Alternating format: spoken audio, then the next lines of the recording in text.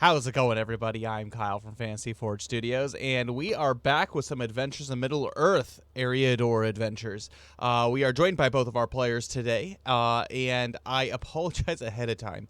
I am having a freaking doozy when it comes to my dumb internet today, so hopefully we can have a smooth stream. But just please pray for us. It'll be good. But we are joined again by both of our players. Cole is currently out of his chair, but he is there. Dane, do you and Cole have the same chair? No, yours is blue. Mine's blue, and it's a different brand, I think. Yeah. But when's a chair not a chair? When it's a coal. When it's a swivel. It's good. It's all good. But yes, I am Kyle. I am and you are currently watching Adventures in Middle-earth Wilderland Adventures, a D&D 5e campaign taking place in the world in the years between the Lord of the Rings and the Hobbit. Yeah, super duper excited. It is currently 6 years after the fall of Smaug. But we have our 3 players today. Again, they have a DMPC. And then they we have our 2 players. So I can go ahead and introduce first Caliph here first. We have Caliph here. He is captain of the Silver Swan Court. He is a man of Dol Amroth from down in the south in Gondor. He is a captain of men, and we found out last session that he is currently up in Eriador because he was in pursuit of a large black ship. That is a ship from basically days gone past, wars past, that belonged to the Black Numenorians. However, he was unfortunately waylaid by a storm, and one bad event led to another, and he was saved by both Valinith, Cirion, Glorfindel, and Estel as he was fighting off orcs and a troll. And so Glorfindel. What was that? He was saved by Glorfindel. You guys helped. It's all good. Don't sell yourself short. We were a distraction, is what we were. Glorfindel just killed everyone. For those who don't know, Glorfindel's pretty strong. He's probably he is. I think he is the strongest character, at least as far as stat blocks go in AME. So yeah, he's pretty strong. But yeah, the company was able to barely hold on and save Caliph here, but he is a captain, and so it's a new class that's a AME thing. Actually, it's more it's Middle-earth role-playing where he's basically a tank. He has all kinds of abilities that allow enemies to focus on him. He can increase his DC for periods of time. He can increase his hit with his weapon. And basically his purpose is during battle to have all eyes on him while he does a little bit of damage and lets the rest of the party do the DPSing. So that's what he does. That's Caliph here. So our next character is Valinith. Hello, everyone. I am Dane, or Forge here at Fantasy Forge Studios, and I play the character Valinith, son of Morbith. He is a high elf of Rivendell, and he is a scholar class, so he's like the Healy class of AME. Not a ton of healing he does, but he is also an archer.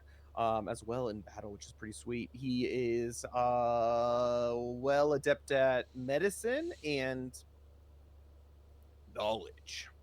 He's very perceptive. This is a very perceptive party that we have, which I really appreciate. And yeah, so that's my character. That's Valinith. It's pretty sweet. Yeah, he's pretty cool. That's definitely, you'll notice in this campaign, there's some pretty high wisdom. Definitely Caliph here, I think of everybody, has the least amount of wisdom. He's got a 13 on his wisdom score. But he's charismatic. He is charismatic. He has a 16 charisma. So he's got the charisma of Gondor. Yes, he is. He's a captain. Yeah, and the way that's represented is he's supposed to be like a leader to like inspire people into battle. That's where his charisma is. It's not necessarily charming, but he's quite influential, I guess. But then we have our last player, which is Cirion. Hello, everybody. It's not how I talk, but it's kind of how he talks, I guess. And I play Cirion, son of Durafin, of the Dunedain and I'm mysterious and brooding and have a tragic past and wield the sword and the dagger dual-handedly and also a bow if I need. And I'm also really good at navigating the wilderness of Eriador. And I've taken an oath to uproot any and all leadership that is servants of the shadow in Eriador specifically. And Very noble. perhaps, I don't know if it's today or in future, we'll start to figure out some of those shadow. But currently, as far as like what we know of Kyrian, and do you want to talk a little bit about what was revealed last session about Kyrian as far as some story elements for his backstory? Yeah. So he was more or less engaged to an elf lady who he is mourning the death of, and she is from Rivendell. And yeah, he also is fairly familiar with Rivendell, and is like kind of one of the higher up. He's 49 years old, so he's a bit more senior when it comes to the Dunedain, but not like He's not Aragorn. old. You're better than Aragorn. You're better than him right now. Yeah, at least right now. Although I don't know, he tanked some hits on that last session. So Yeah, did pretty Estel's good. thick. Yeah, he is thick. Yeah. So was there anything else you were hoping I would hit on, or was that it? Nope, that's good. Sounds great. But with that, we can go ahead and jump into a bit of recap from last time. So currently, the company is in Imladris, and so a little bit of backstory. So Valinith is actually the Hidden Valley, where the delicious ranch sauce is made. But Valinith is actually a PC from a campaign that we have running simultaneously with this, taking place in the same years. I believe it's, I can't name it off the top of my head. I think it's 1948, I think. But anyway, 6 years after the fall of Smaug. And there's two campaigns going. There's a Wilderland Adventures, which right now they're on episode 50, I believe. And now we have Eriador Adventures. But Valinith coming over to pursue his father, decided to depart ways with his previous party in Wilderland. And with that, he was put in the charge of training Estel, not just in physical prowess, but mostly in mind. However, he was called into action by Glorfindel as Estel, and Glorfindel made their way into the rocky foothill terrain of the Misty Mountains, where they were tracking some orcs that had been seen making their way through it. One thing led to another, and they discovered that these orcs were basically beseeching a man of Gondor by the name of Calefir.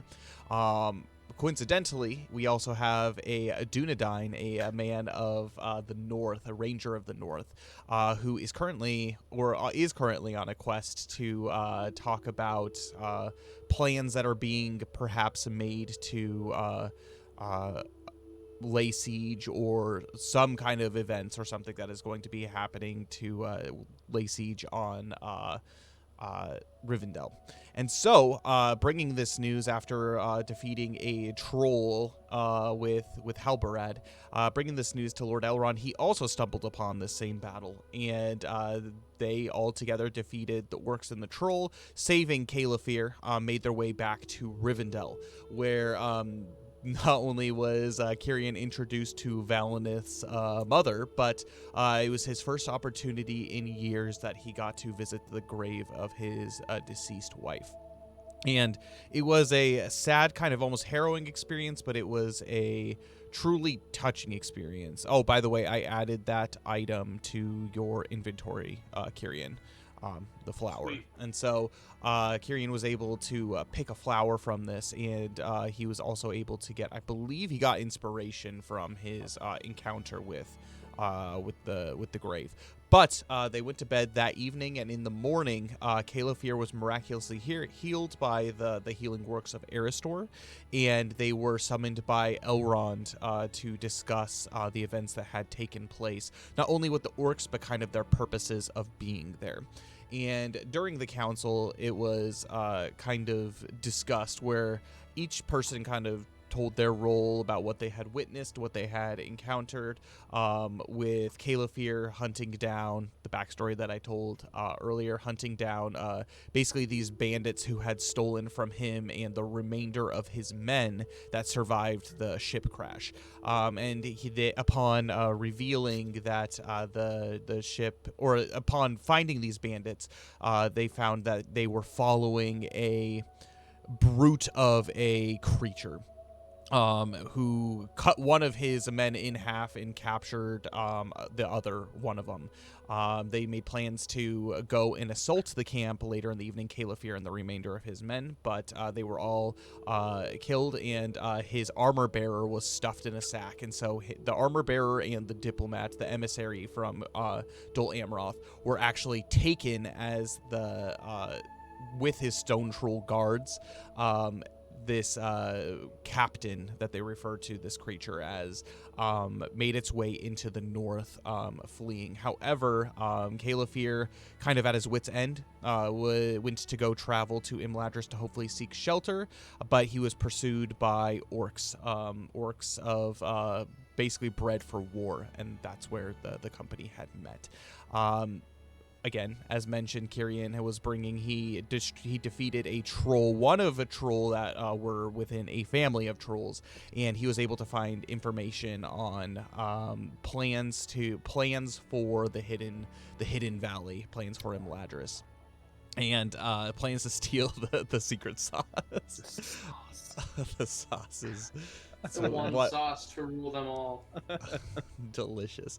No, and so they brought that news. But Lord Elrond, what he currently did is he tasked them with going to hunt down whoever this captain is and discover who he is and what his plans are, especially because Caliphyr had spoken that this creature speaks the black speech of Mordor, a tongue that had not been spoken in the north for hundreds of years, within the north. And so this is clearly bad, and so he's sending Kyrian, Valineth, and Caliphyr on their way to go pursue this captain in order to, if not defeat him, at least discover the information that could help lead to the downfall of this captain, or whatever the current plans are in the north of Eriador.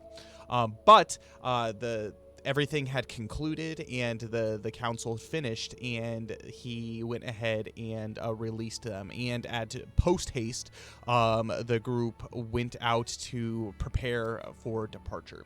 Fortunately, because this is a sanctuary for the company, particularly because Valineth, it is his home, everybody was able to get a long rest after their confrontation, and they were pretty much given supplies for the journey ahead, meaning everybody was able to resupply arrows up to 20.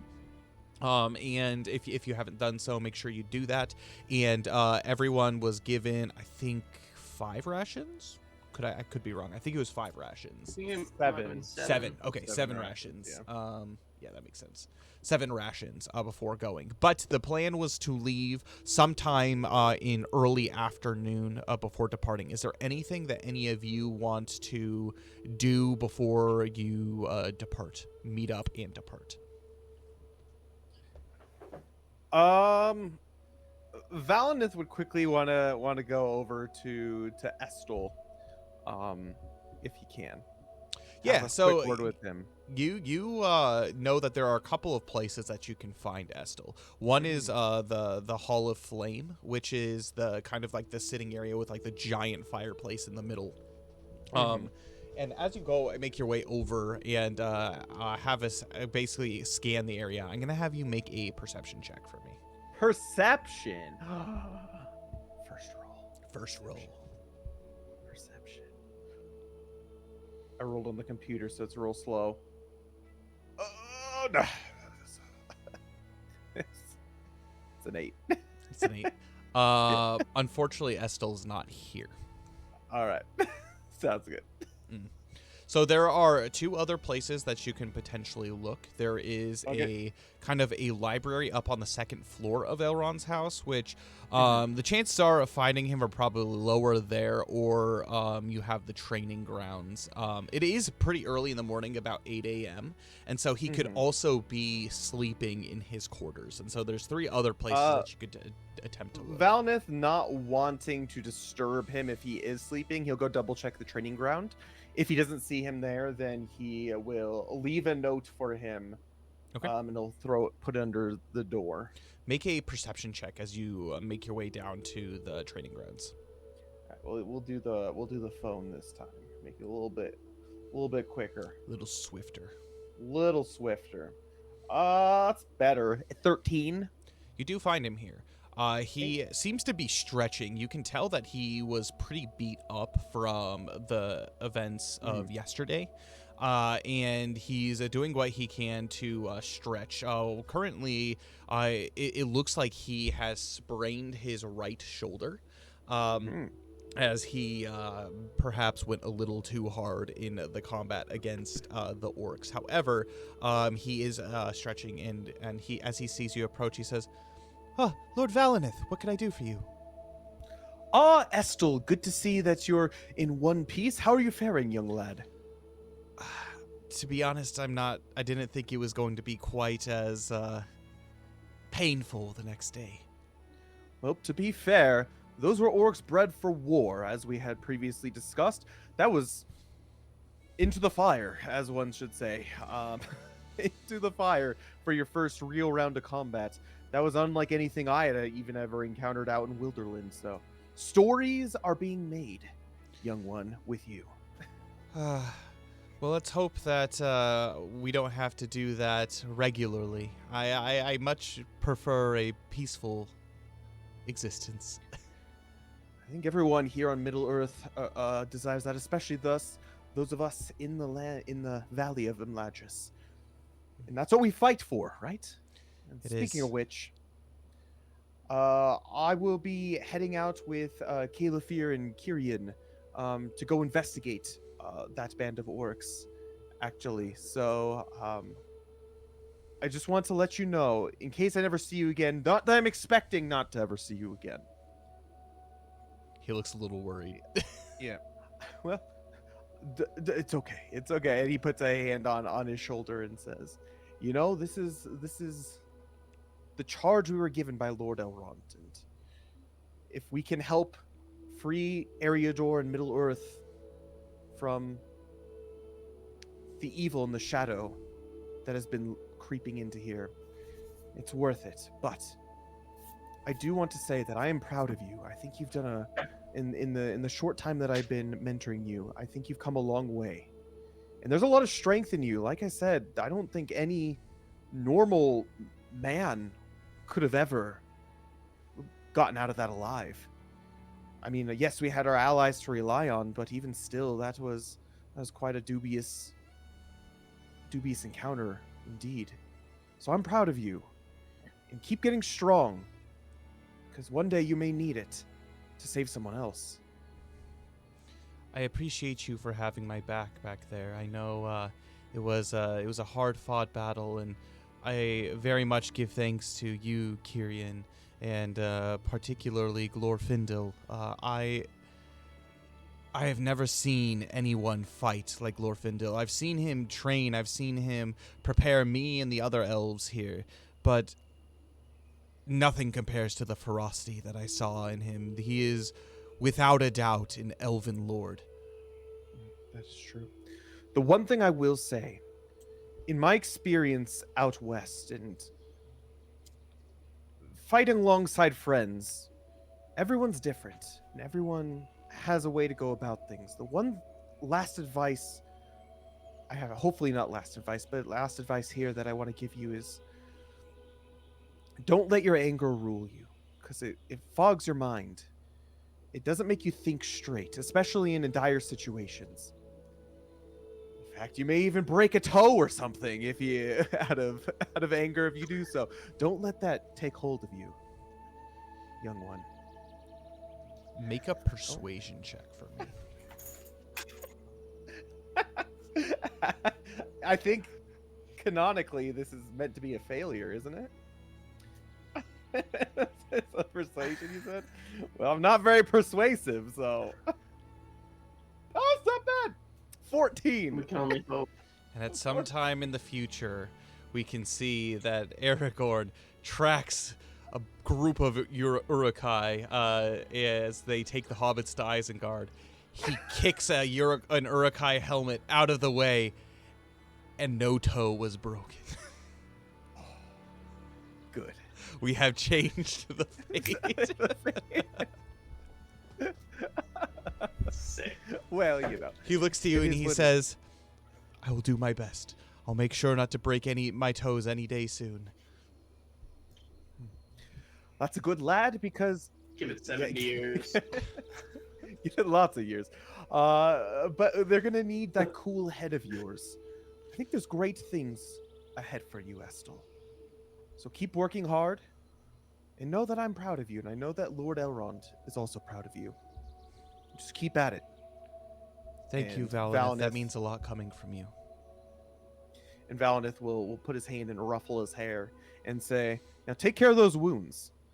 You gotta get back in tip-top shape here shortly. And who knows, maybe one of these days you could be joining us on one of these expeditions as well. I look forward to it. And that's what he wanted to do. Perfect. Kyrian, I'm going to have you make a perception check as well. Nice. I think I I'm thought I was pretty too. Then I rolled an 8. perceptive. 17. As you depart the hall and you see Valineth go to the Hall of Flames, you know Imladris and Elrond's house pretty well.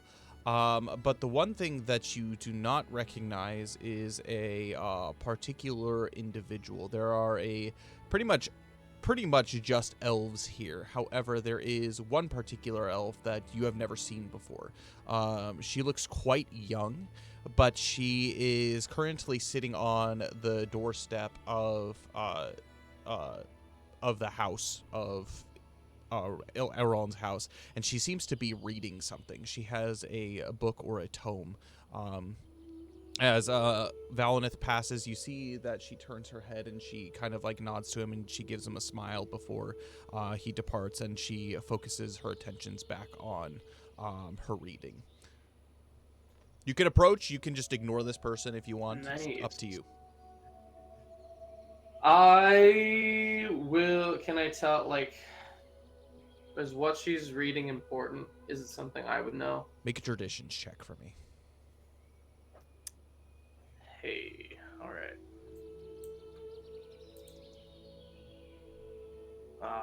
7. You're unsure. What she's reading does seem pretty thick, and as you kind of walk and you look kind of over her shoulder a bit, you can see that she's reading a book having to do with herb, like basically making salves out of herbs, specifically. And the page that she is currently on and she's looking at is it's talking about a herb called Kindler's lace. That's all you can tell just from first glance. Nice.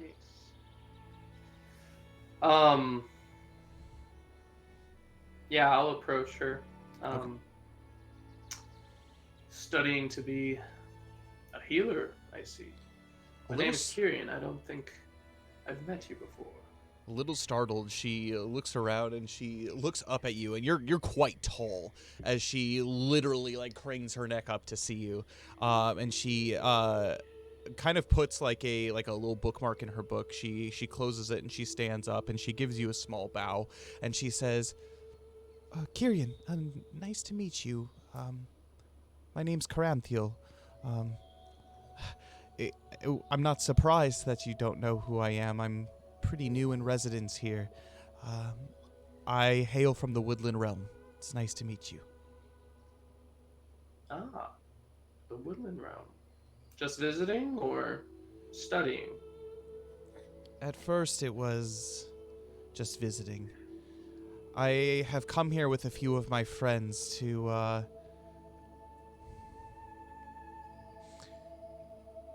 She looks to you. I'm going to have you make an insight check for me.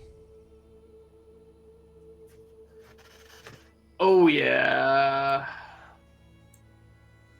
Oh, that's average. 12. You can tell that she is hesitant at first. This is probably primarily due to the fact that you are still kind of a stranger, but she looks to you and she looks you deep in the eyes, and you can tell that there's a immediate sense of kind of reassurance and trust. And she says, me and my friends, we came here to escape our past. The goal isn't to stay long term, but to recreate ourselves. And I find I'm a healer amongst my people, and I find that while I'm here, I might as well study and learn more about, well, perhaps the best medicinal practices in all of Middle Earth from the source. You are in the right place for it. That is certain. Well, best of luck with your studies, and if you need any help, I just met a wonderful woman who lives up yonder who is very talented in this sort of thing. I forget her name as a player. What's her name? Eloy. Like, Kyrian probably would remember because Yeah. her name's last name. Valineth's I don't remember her name. mom. What's Valineth? Yeah, Is her name. Eloy. Great. Eloy. Yeah. Her name is Eloy. Speaking of which, I can't help but notice, are you also friends with Valineth? As she saw that you had kind of been coming from the same direction. He's a curious one, isn't he? He seems to make friends in the most unlikely of places, don't you think? Indeed. Wouldn't say friends, but companions. We are on a journey together, it would seem, and well, maybe we'll be friends by the end of it. Who knows? Typically, my companions are merely that. Her face twists into kind of this look of curiosity and like a small little smirk on her face, and she says, I knew it wouldn't be long before he departed. He used to actually be part of another adventuring group. When we actually met in Mirkwood No. months ago. Oh. And while we were in I lost you Mirkwood... for a sec. What was that? I lost you for a sec. You were in Mirkwood? Yes. Did I miss anything? Nope. Yes. Cool. And Great. Keep going. we met him. I met him in Mirkwood, and it wasn't on particularly the best of circumstances, but he and his companions, they had mercy on us. It was one of the first mercies that I've had in a long time, and Valineth is a good person. If you are going to be traveling with him as a companion, do rely on him. His skill as a healer is... I do think one day it'll rival even his mother's.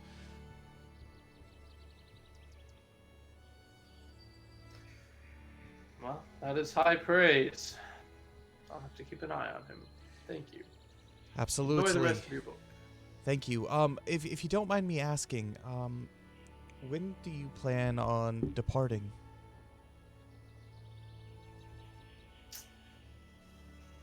soon as possible. Today, you think?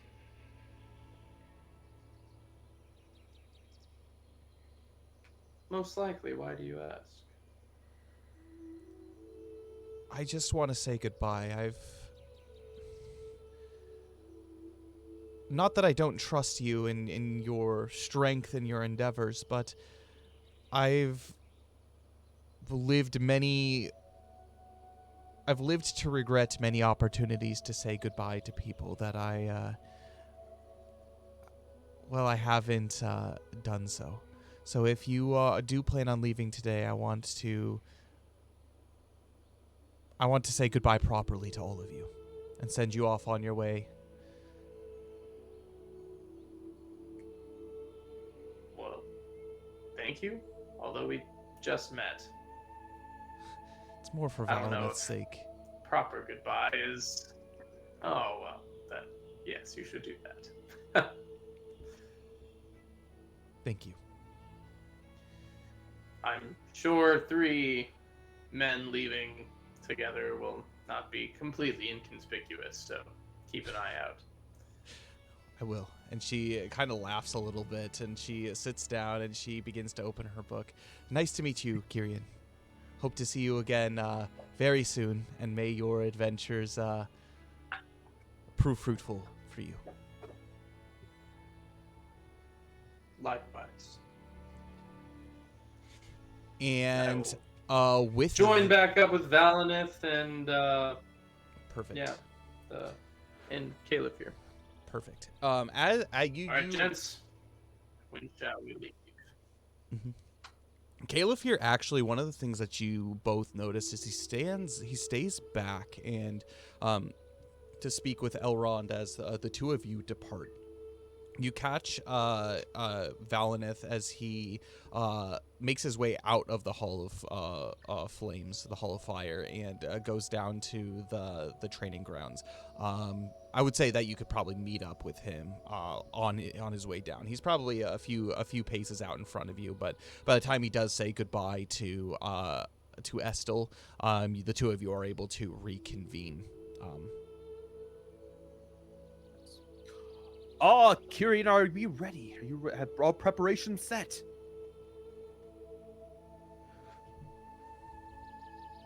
All is Oh, looking that's what good. I'd like to hear. Well, I think I'm pretty much set. Where is Calefir? Have you seen him about?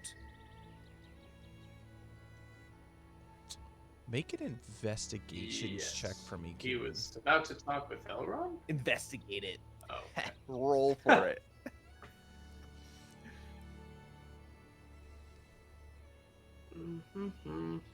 He's getting his last taste of the Hidden Valley Ranch Mhm. before he leaves. He's getting the secret sauce. I have no idea. I got a 5. Yeah, it's one of those things where the last place that you saw him was on the front porch where all three of you were together. Well, I don't know if we should wait for him or if he went off to somewhere else. I think per chance or perhaps maybe we give it one more quick look and then make our way back to the gate. At the very least, leave word with someone that we're heading that way. Sounds good. I feel we should wait for him. It is mostly for his sake we're That's going true. on this quest. Although, For the Not sake of the entirely.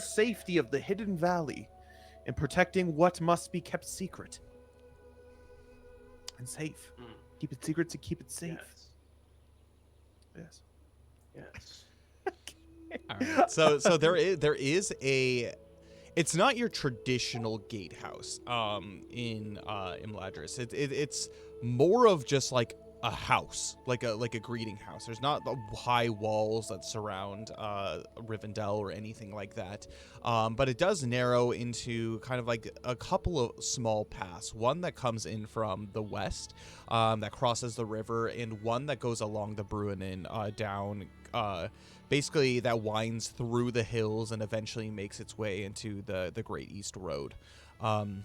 This would most likely be the path you're taking. But with that being the case, as you wait at this place for Calefir, This is the beginning of a new adventure, meaning there are some adventuring rules to take on, and there is some mapping out to be done.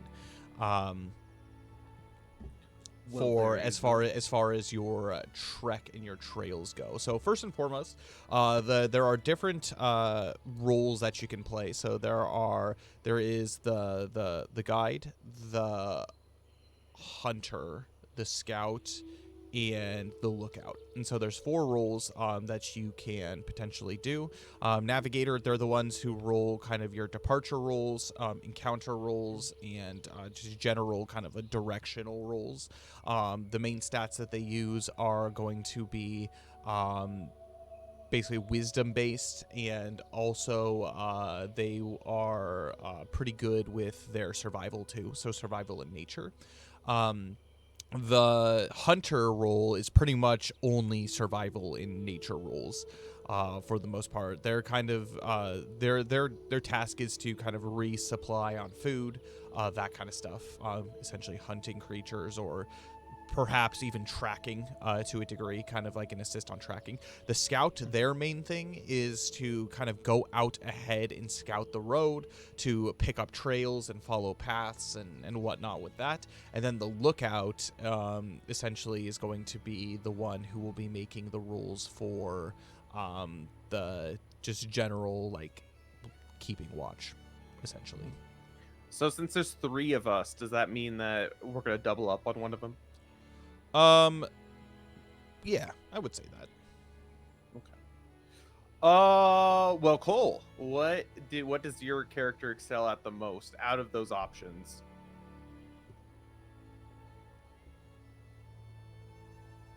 Hello. Oh, can't hear you. Oh, I can't hear you. Oh, he's gone. No, I just was muted. Oh, there you go. I was blowing my nose. So Ways of the Wild. If you act as a company's guide on a journey, you are considered to be assuming all vacant roles.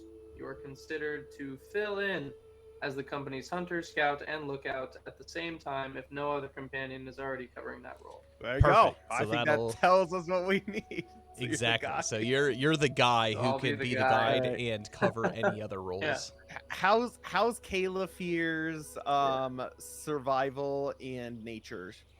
His survival is a bonuses? +1 and his nature's a +0. Valinith will be that then.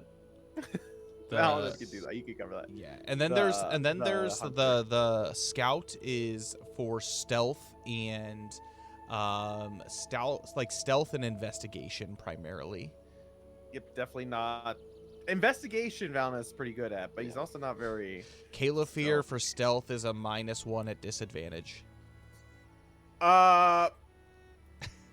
Maybe He's not stealthy. He should If be you the guys want hunter. Kyrian to be both scout and navigator and guide, Yeah. because I think Calefear is that's very perceptive, so I'll do he's it got a all. +3 to perception. Oh, yeah. Okay, fine. Um, Valinith will be the hunter, and then Calefear can be the scout, and then Kyrian can be. No. Calefear is Guide. not going to be a scout. Calefear is for. Oh, he can be the hunter. No. Calefear is probably going to be a lookout, as Oh. far as like what he's good at. Okay, so he'll be a lookout. Definitely Valinith's not the scout. He'll be the hunter. Okay, He'll be the hunter. and so Kyrian will be the scout and the guide. That makes sense.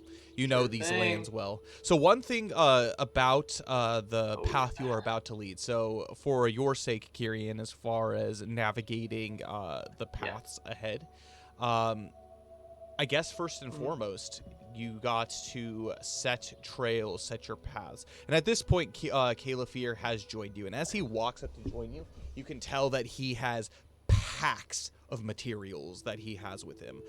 He has not made little use of the time that he's been apart. He arrives, he's like, sorry, I was preparing for the road ahead. You can't be too prepared. And he puts down basically like this like shoulder sack, and inside this is where he has all of the rations and stuff to be able to divvy out arrows and stuff that are needed. And additionally, each of you get 2 sprigs of athelis. Oh, he's coming in clutch. Sick. What is that? 1d4 plus 1 to hit. It's it's basically like the healing herb in this game. So yeah, Nice. It's nice. It's good. Nice. Why? That's quite the amount of. Oh wait, did he already give that to us? I yeah, feel so we that's got that last that's session. the athelis that at the end of last Maybe, section yeah. I wanted you guys. Oh, so okay. don't add more. Great. Okay. Oh wow, that's quite a bit of stuff. Will you be okay traveling long distances with all of that?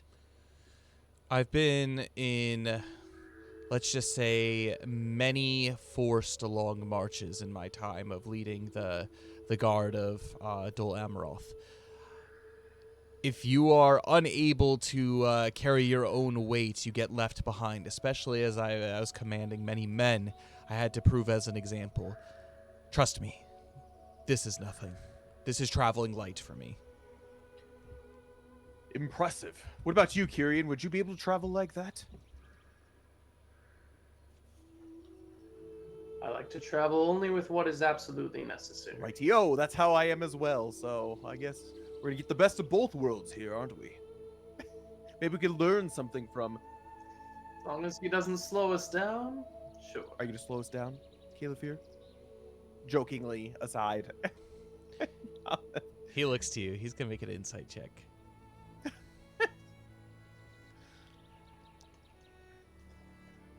A 5. He's unsure if you're joking or not, and he just kind of nods. I plan not to.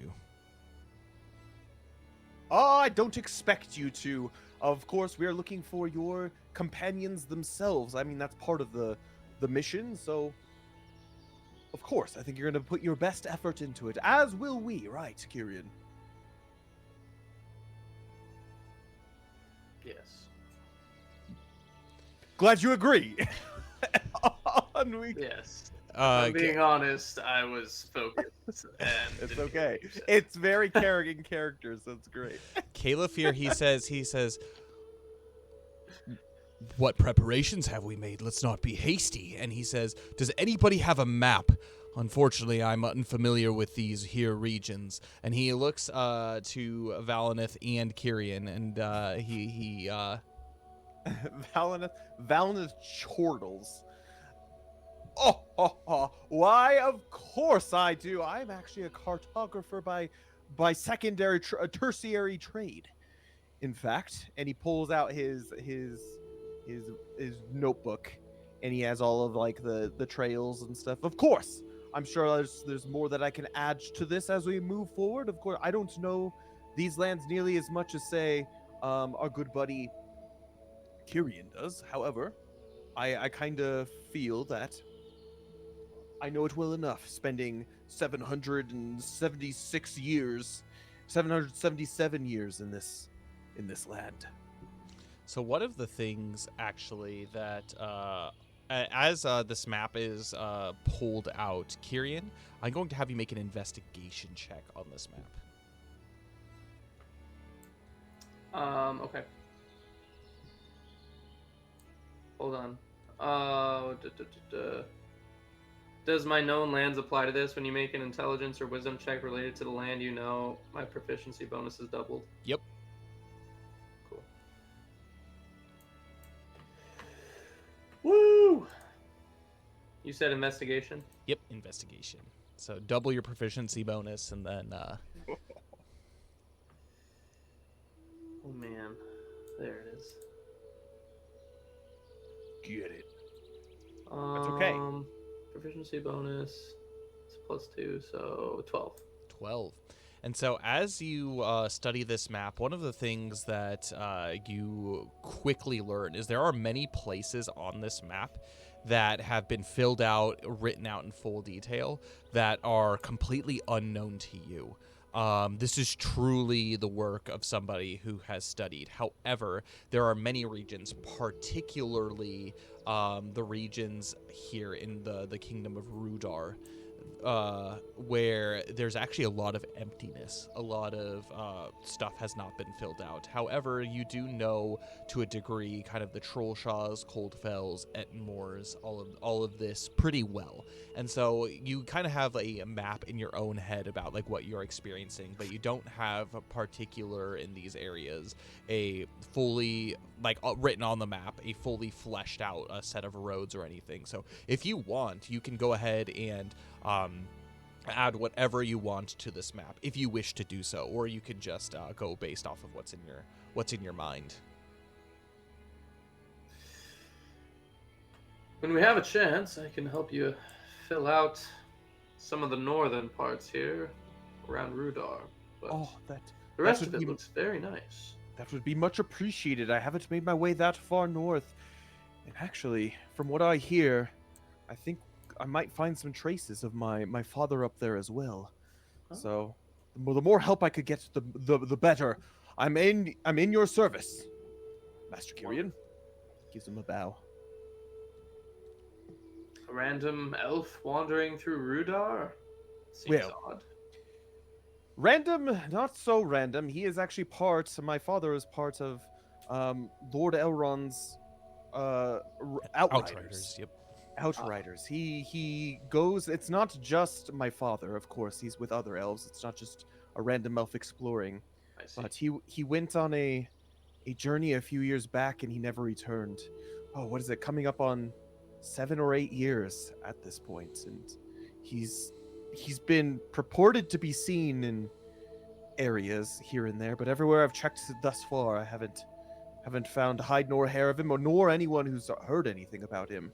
I'm just going based off of rumor. So, remind me, are we heading that direction, Lore Master? The direction of where? Like Rudar. We're heading north, Yeah. right? Yeah, you're heading north. And so that actually brings us to another conversation that does need to happen as far as setting your path and setting your trail. Califir, he says, so if we were tasked to following this captain in the northern area, I think, in my personal opinion, the best place to pick up the trails is back at the camp that I had fled from, that me and my men scuffled. Perhaps we can pick up a few tracks. It wasn't too long ago. It was only 3 days past since I've been there last. And honestly, the area when I had approached, it seemed relatively untouched by really anything. Actually, that's something that's curious to me. And he thinks for a moment. While we were traveling in the wooded regions just west of here, I noticed that there wasn't really any animals or really much of anything to speak of. It was pretty easy to pick up the trail for the bandits that had robbed us, but I do wonder. This is a wild land, a wooded land. Why is there no wildlife? Does Valinith know anything about that? Whether or not it's like it's a Hidden Valley Ranch thing, or whether or not that's just it's odd. Well, no. So the Valinith, you know for sure that there are plenty of animals within kind of the regions around Rivendell. Actually, plenty of them. And as far as what's going on in the Trollshaws, your best guess is probably... Actually, I'm going to have you make a history or a nature check for me. Nature. Okay, here we go. Roll well. 20. Dirty 20. 20. The Trollshaws get their name from the fact that there is a large troll presence. And Kyrian, this is something that likely you would know. The only animals that do exist and like that is good for hunt and for game, this is actually an area that most of the Dunedain avoid to go hunting in, because anything that is large enough to be caught by a troll is most likely going to be caught and eaten by a troll. So they're pretty much the only wildlife that exists within the Trollshaws and that region are essentially like rabbits and like the really small things like badgers, rabbits, hedgehogs, like small birds, things like that. But you won't find anything like deer or bears or anything of that ilk. There you go. Nice. I relay that information since I figure I know that. I'm going to actually, and also, Kyrian, I'm going to have you make a nature check for me. This is going to be with double proficiency. Okay. Double proficiency. Whoo. Pretty good. Nature. Oh, where'd it go? Where are you at, nature? Yeah. 18. Nice. With that check, one of the things that you had that you warn that you're able to warn the rest of the company about is the fact that the troll shaws are, while there's not a lot of food source, if you are going to do any kind of hunting, that's probably your best place to be able to do so, because as you start to make your way north, it becomes more and more desolate. So the general features of the cold fells, so the troll shaws are here, cold fells are up here. As you make your way into the cold fells, it is a pretty desolate land that, like, there's not a lot that thrives there. But the only things that really can live are hill trolls. There are a few sparse stone trolls that are here and there, but it's pretty uninhabited by anything. It's just like basically like this barren hill country where there's nothing. Like even in comparison to like the Weather Hills, where there's a good spattering of forests and vegetation, like the cold fells are literally just a amalgamation of like dead brown grass, in winter months snow and ice, and it's just basically like a kind of like a tundra waste. In the springtime there's grass, but it's all brown and dead, and there's not a lot to be able to see, but it is very hilly. But as you get up, yeah, go ahead. I was just gonna say, remind me, are hill trolls, they're scarier than stone trolls, right? Yeah, so hill trolls can be out in the sunlight. Obviously, they still suffer from the same thing that the creatures of shadow do, so like orcs and goblins and whatnot, where they're kind of slowed. Their perception isn't quite as high. They're not quite as strong in the sunlight, but they can move about in sunlight. Where stone trolls will just turn to stone in the What about cave trolls? Cave trolls will also turn to stone in the sunlight, but they are never found outside of caves. Essentially, like underground. The primary places that you will see a cave troll is going to be beneath basically the mountains, and so like we think like in like Moria, the goblins had some cave trolls there. If you even go to like Mount Graham or like Mount Gundabad, places like that, there's cave trolls that are in there as well. What were the trolls in Mordor? They're Mordor trolls, and so they are bred to be able to be completely unimpeded by the light. So they're scarier than all the trolls. Yes. And so, actually, it was funny. The little side note, I was seeing something on Instagram the other day where there was like someone who was just like, it makes no sense why there's trolls. They should be turning to stone in Mordor. And like, no, they're actually bred to be able to be in sunlight. That's what makes them the most dangerous of all the trolls, is they don't even get like the sunlight weakness. They can just like troll about in the absolute sunlight, and they don't lose any of their effectiveness. So yeah, they're very intense. So you don't want any Mordor trolls. That's not a good thing. But anyway, so there's that. So with all of that being said, what paths do you guys want to take, or paths that you want to follow? So Caleb here, he had mentioned that maybe the best place to pick up the trail would be at camp. However, the other options are you can try to make a more direct route northwards, because Caliphier said that they did run northward, and so you can try to go northward and try to pick up a trail, pretty much missing the troll shaws altogether and just going right into the cold fells. which would cut probably 3 days off of your journey. However, if you went to the Trollshaws to the camp, it would be about 2 days travel into the Trollshaws along the East Road, and then it would pick up north, which would take you about a day to get through the Trollshaws and then into the Coldfells. So here's my thing. Is this a check that I could like use my news from afar to be able to intuit about any potential rumors or anything that have come from like where a potential orc horde may be actually hiding? Or is I that would not say something? I would say absolutely. Okay, well I'm gonna do that then. I'm gonna use my news. Remind me, from are we afar. tracking? Like, remind me the specifics of our mission. Yes. And so the purpose that Elrond tasked you with is to track down this captain for a twofold purpose. One, to help Calefir rescue the emissary and his armor bearer that had been captured by the captain and his troll guards, but also to discover like what this captain is about, who the captain is, and also what its plans are, and if possible, confront it and defeat it. Cool. Okay. So is time of the essence? Only in as much as typically people captured by trolls are going to be eaten eventually. Yeah. All right. Well, I asked that to Calefir.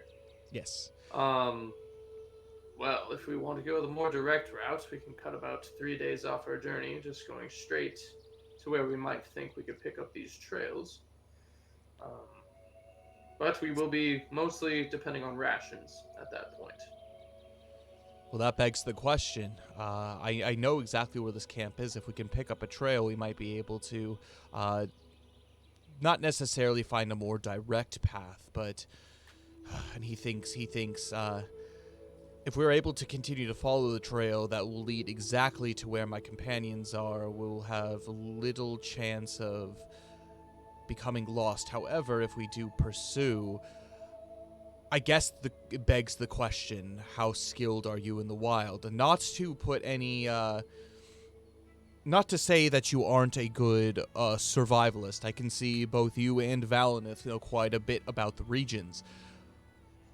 But do you think we would be able to actually pick up the trail, or do you think it would be for naught and we would find ourselves getting lost just to pick up the trail?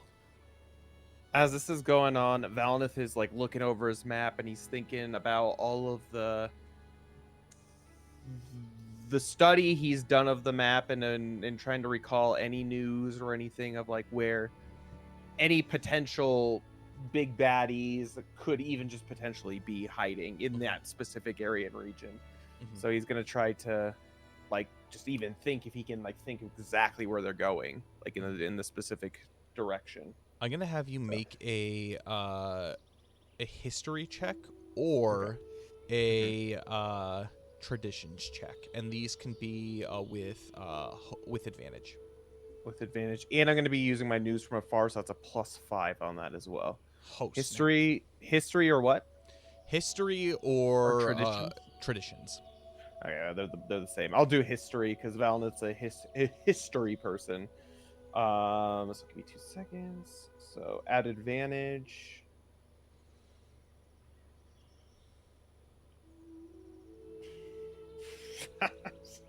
Well, what's 9 plus 5? 14. 14. Okay. So. While you're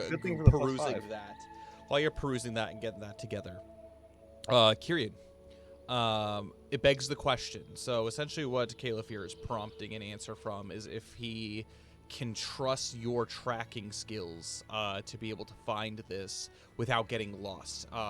Because there's time to be made. You have about a 3-day leeway for this. If you were to make your way to the camp, it would be an automatic 3 days, but you would be able to find the trail seemingly immediately. I'm going to have you actually, too, Kyrian, make a Shadow Lord check for me.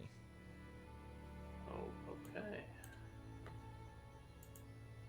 Is this the one that I can get like shadow from? No. It's like your this is it. knowledge about the like enemy, essentially. Yeah.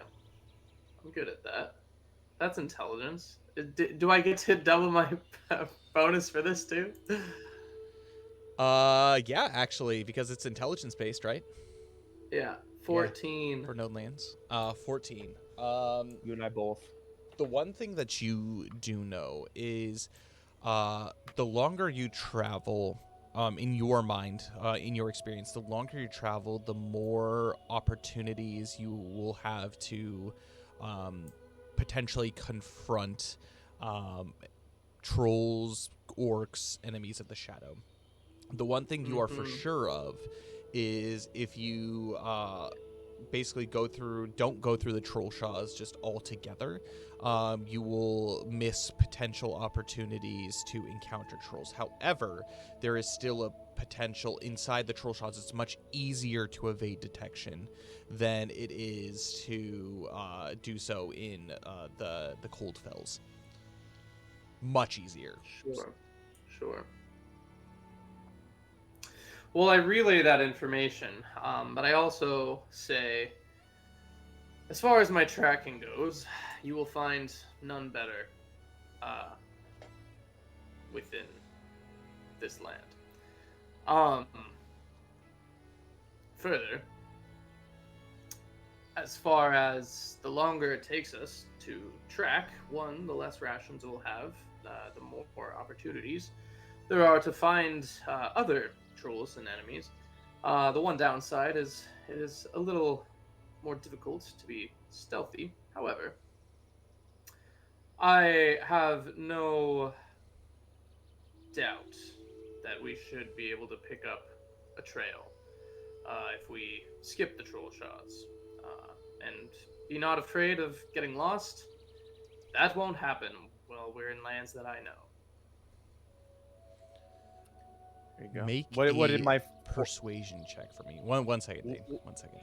Yeah. Because your news is kind of deterministic on the route you guys pick. So. Yeah. Gotcha. 17. 17. He looks to you and he sees the sheer determination in your eyes, Kyrian, and he says, "From one man to another, I trust you. You've come to my rescue. You've proven yourself as a man of honor, a man of standing, and I do not believe that you would be deceiving me in this. Even if unintentional, you look to be a man of the wild, a ranger, true and true." And he looks to you, Valinith, and he says, "And what of you? What do you know of these regions?" And so your roll is a 14. That is correct. 14. And while he says that, he's like, well, quite literally, he is a man of honor.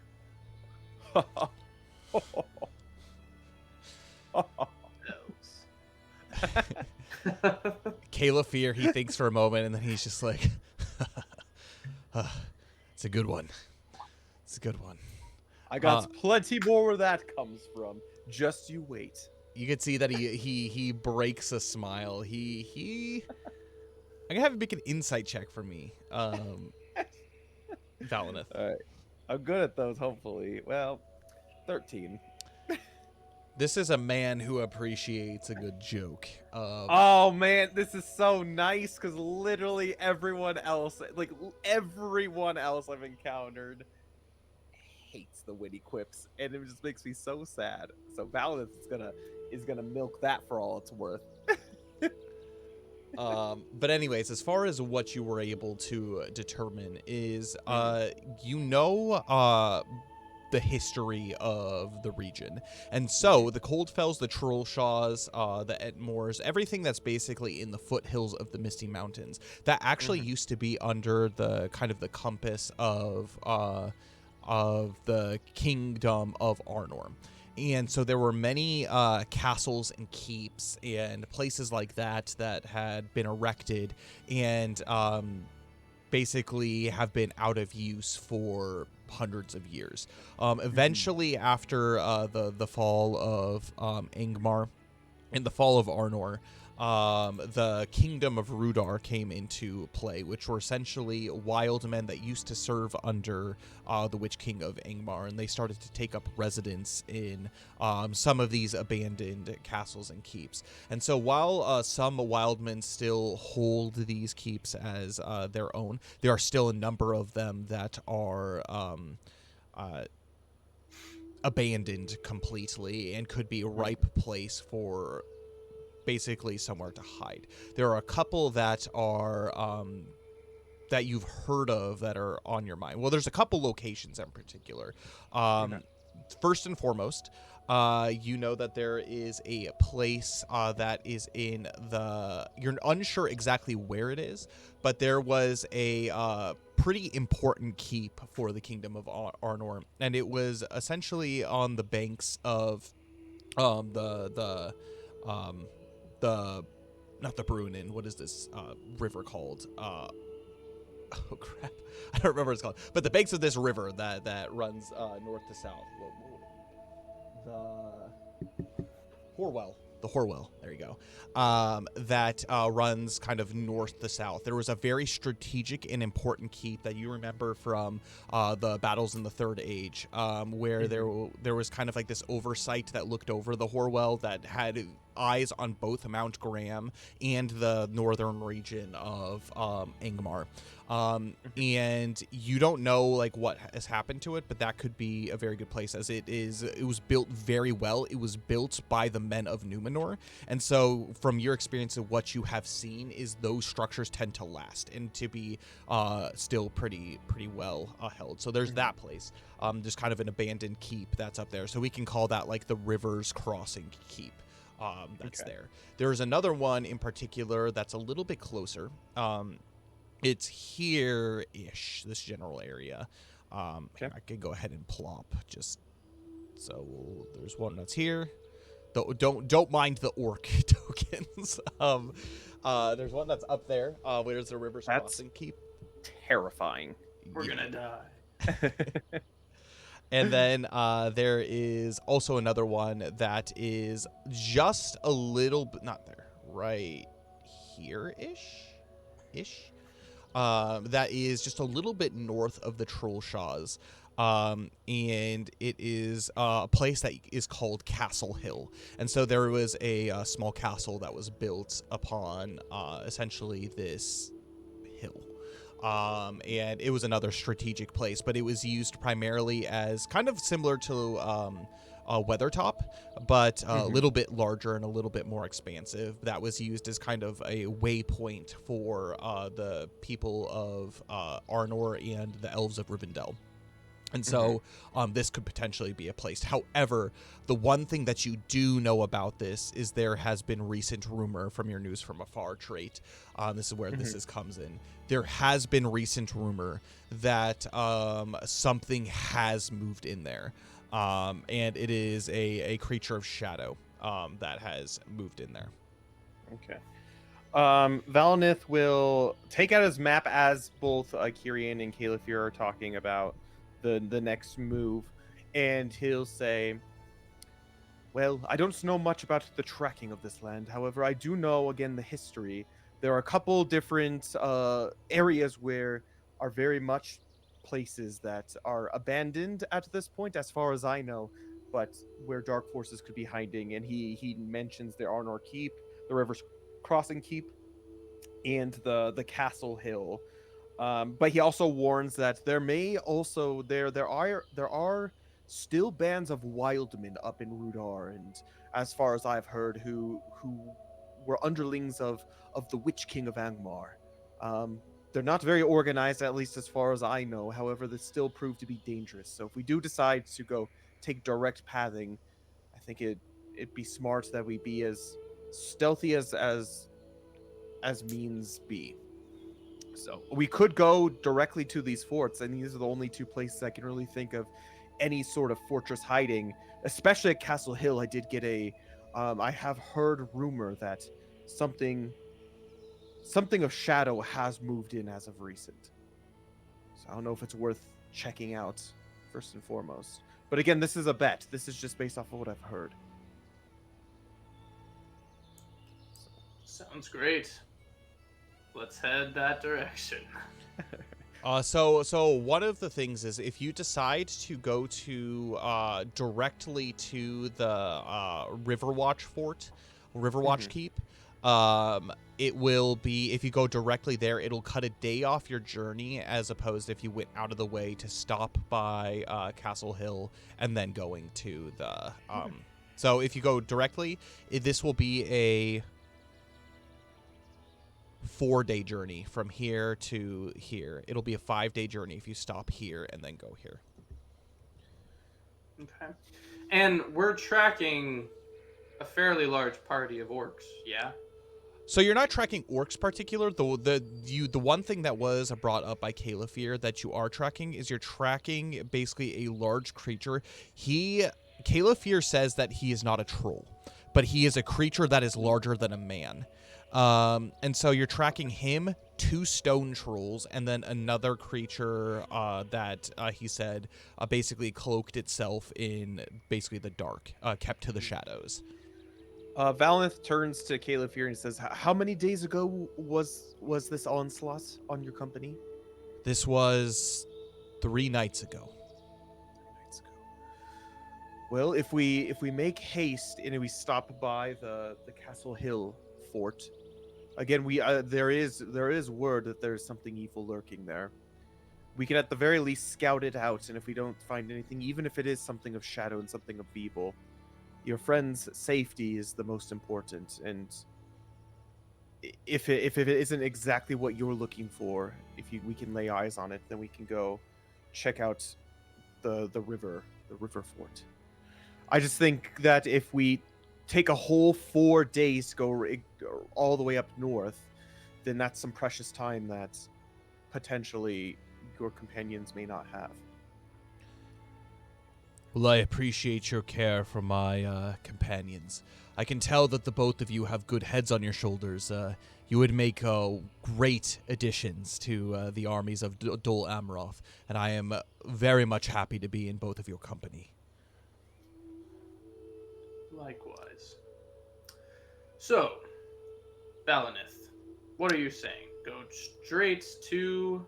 No, not straight Or- to. I think we stopped by here. I'll do my mouse. I think we Wonderful. stopped by the hill fort Castle Hill. first, or Castle Hill first, because if we go all the way here, that's 4 days before coming here. It takes us, yes, an extra day to get up here. Yes, However, if we stop by here first, it'll only take us, what, a day to get here? I agree. And then, yeah. I So. agree. Also, I am quite familiar with this area, and I do know at least one place we could stop, which I guess is up to the lore master where that is. Yep. So there is a third place that potentially you can stop. If you need any kind of sanctuary or rest, anything like this, right here. There is a place that only the Dunedain know of. It's a place called the Refuge of the Dunedain.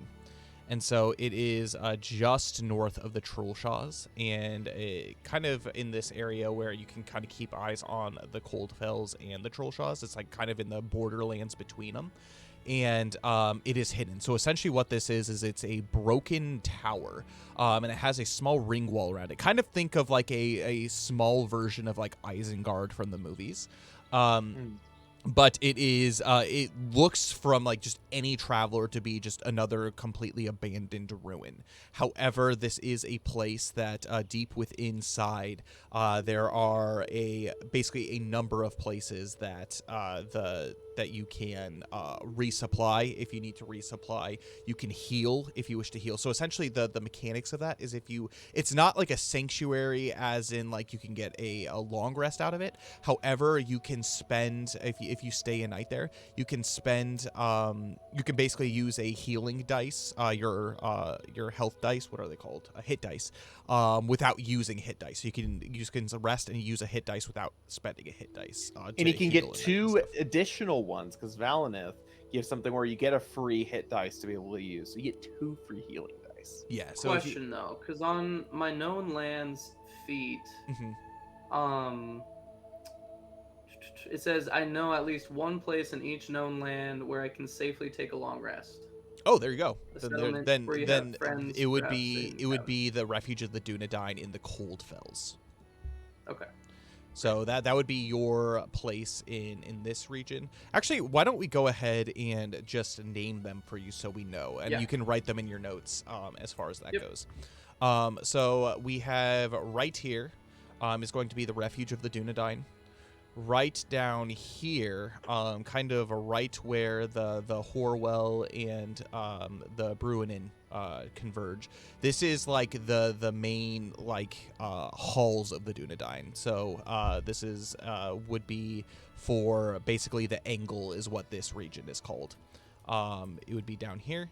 The Trollshaws. Let's see. And wait, which one was that? The one down here? The one down What here region? is the angle. Do you know Okay. that? Is that a known land? That's not a region I have, Okay. unless that's part of. Yeah, it is. I have Angmar, Lonelands, Trollshaws, North Downs, Weathered Hills, and Cold Fells. Okay. Okay, so this wouldn't be, but this is technically your home. So this is your home base, and so this is where you can. This is your sanctuary essentially. Okay. Cool. Weathered Hills is Weathertop. Cool. That's like the Dunedain actually control this. It's not like I know in like the movies and like the Lord of the Rings, like Weathertop seems to be kind of like a big thing where like a lot of whether it's The Hobbit or Lord of the Rings, where like a lot of like conflict happens and that kind of stuff. But it's actually a watchtower that is actively used by the Dunedain to keep watch of the road. So Weathertop is going to be this place. Bree land is going to be Bree. Go figure. In the what is this north region called? North Downs. The North Downs is going to be a Fornost. Okay. And what else? What else? The Trollshaws. Trollshaws. That is going to be.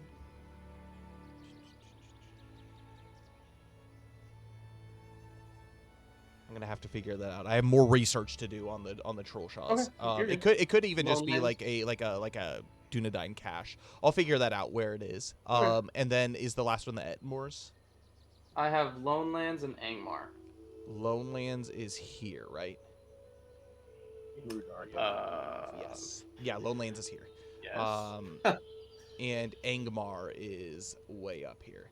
Yeah. Cool. You know of a couple of places that are going to be here that are probably just going to be like small Dunedain caches, hidden refuges that are going to be in these two Well, places. the Lone Lands is technically a little further north up here. Up here. There's two lowlands. So there's actually multiple lowlands regions. And so this area is lowlands. It's Rudar. This is like the general region is Rudar. But Gotcha. this is the lowlands. And then lowlands are here. There's another lowlands that are like down here somewhere. Yeah. It's basically like the wilderness where there's nothing. That's what the lowlands Gotcha. are. So Gotcha. Cool.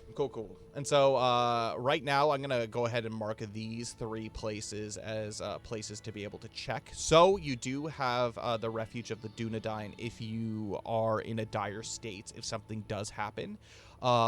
It would take you another day out of your way to get here if like there was a conflict here to go there, but it would only be a day and a half travel to get basically to here, and then it's just like 2 days here, so it would basically cut your basically travel down by half a day if you spent here, and if you took a long rest, I guess it would be 2 days. So Yeah, sure.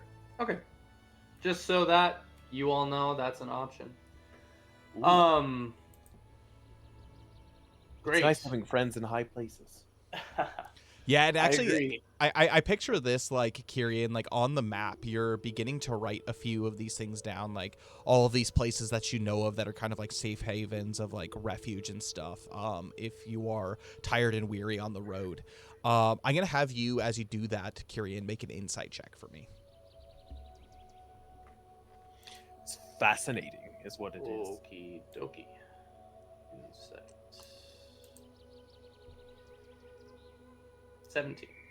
You can tell that Calafir is the more that the two of you speak and plan out, the more impressed he gets. As you point out the refuge of the Dunedain, he looks to you kind of dead in the eyes, Kyrian, and he says, "Is it okay for me to be able to visit? I have not acquainted myself with your peoples." He seems concerned. You mean if we were to take refuge there? Or if we were to, let's say, if we were being pursued, what would the reaction of your people be bringing danger there if we were to seek refuge? I mean, correct me if I'm wrong, Lore Master. I assume, like, we would shelter someone fleeing, like, orcs. True. And we would help fight them. The one thing that he's really pointing at is the fact that, like, this is like a hidden sanctuary. This isn't a place that is known. And so if the party and the group, for his sake, was willingly bringing an enemy to the footstep of basically a hidden sanctuary of the Dunedain, what would the reaction of the Dunedain be?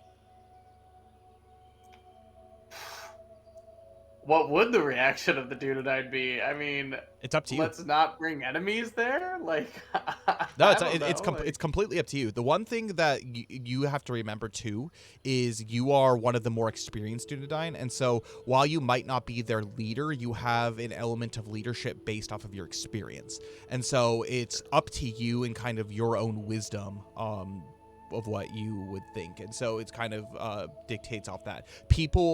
The other Dunedain would listen to you, but at the same time, if something bad were to happen, you would also be the one to answer for those. Like, you would take responsibility for that if that would be the case. Okay. So essentially what it would be is, would you be able to do that? Would you be okay with that? As long as the enemy either doesn't find our secret hideout or they don't live to tell the tale. Kyrian nods and he says, "If it's defensible, I will do anything to be able to protect your place, and it is only a last-ditch situation. You must understand the safety of my two companions that I had lost. If we are to pursue this captain, whoever it might be, I don't want to willingly, especially my armor bearer, I don't willingly want to lead them into the mouth of the beast. If this is a place that they could be able to recover, could potentially rest, I think it would be well worth the efforts." Oh, I see. What are you getting at, Caleb here? Do you want to use it so that they can rest? I'm confused with what you're saying. Yes, we can use that as a refuge. It's a twofold thing. It's good to know that there are places of safety within these wild lands. If we were to run into trouble, let's just say, Yes. if we were to be pursued by orcs, men, trolls, whatever the case, could we use it as a refuge to be able to, if not hide from at least have a defensible position to be able to defend it? Also, if we were to find my companions and complete the task that Lord Elrond sent us off at, if we weren't able to find this captain, but we were able to find my companions, could we use it as a place to keep them in refuge? A place not too far out of the way so we can continue our mission, to continue to pursue this creature. I am one that is not one to break my word, and I will follow it until my death. Most certainly. And we have our ways of keeping what is hidden, so you need not worry about that. He nods. It does my heart good to hear that. And with that, have you decided officially on your route? Yeah, we're just gonna go directly Yes. towards this guy, right? So, Yeah, we're going boom, boom, There you go. Boom. Unless there's some trouble that goes down, and Yeah, then it'll and go then boom, boom, boom. Or boom, boom, boom. It's a nice Yeah. triangle. Or we could go boom, and if we find what we need here, then we could go boom. Yeah, exactly. Yep. Or boom, or boom, boom. boom, boom, boom, boom. boom, boom. Go through the troll shots for fun. Boom, boom. Gotta I know get that somewhere in boom, there boom, too. boom. So Yeah, there's somewhere in there it's all too. good. Oh, gosh. Yeah, but I Yeah, think so we are headed that direction. Okay, so Castle Hill is the first destination place. Okay, perfect. I'll go ahead and minimize this. We can see all of our beautiful faces again. I was picking my nose. Oh my gosh. Huzzah! And I with wasn't even using my camera just then. There you go. okay, cool. So we have our little quest marker. So we got up here. Go ahead and keep that right there, right here, and use Feanor here. Hope he doesn't mind to go right here. Because Kyrian is our guide, we will use him as the primary token to be able to travel, and then we're gonna just plop Calafir and Valineth here.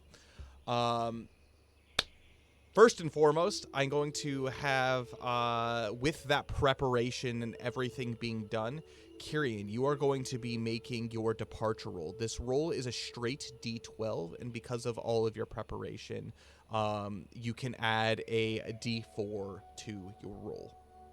Nice. It benefits having a nice in-depth preparation kind of session.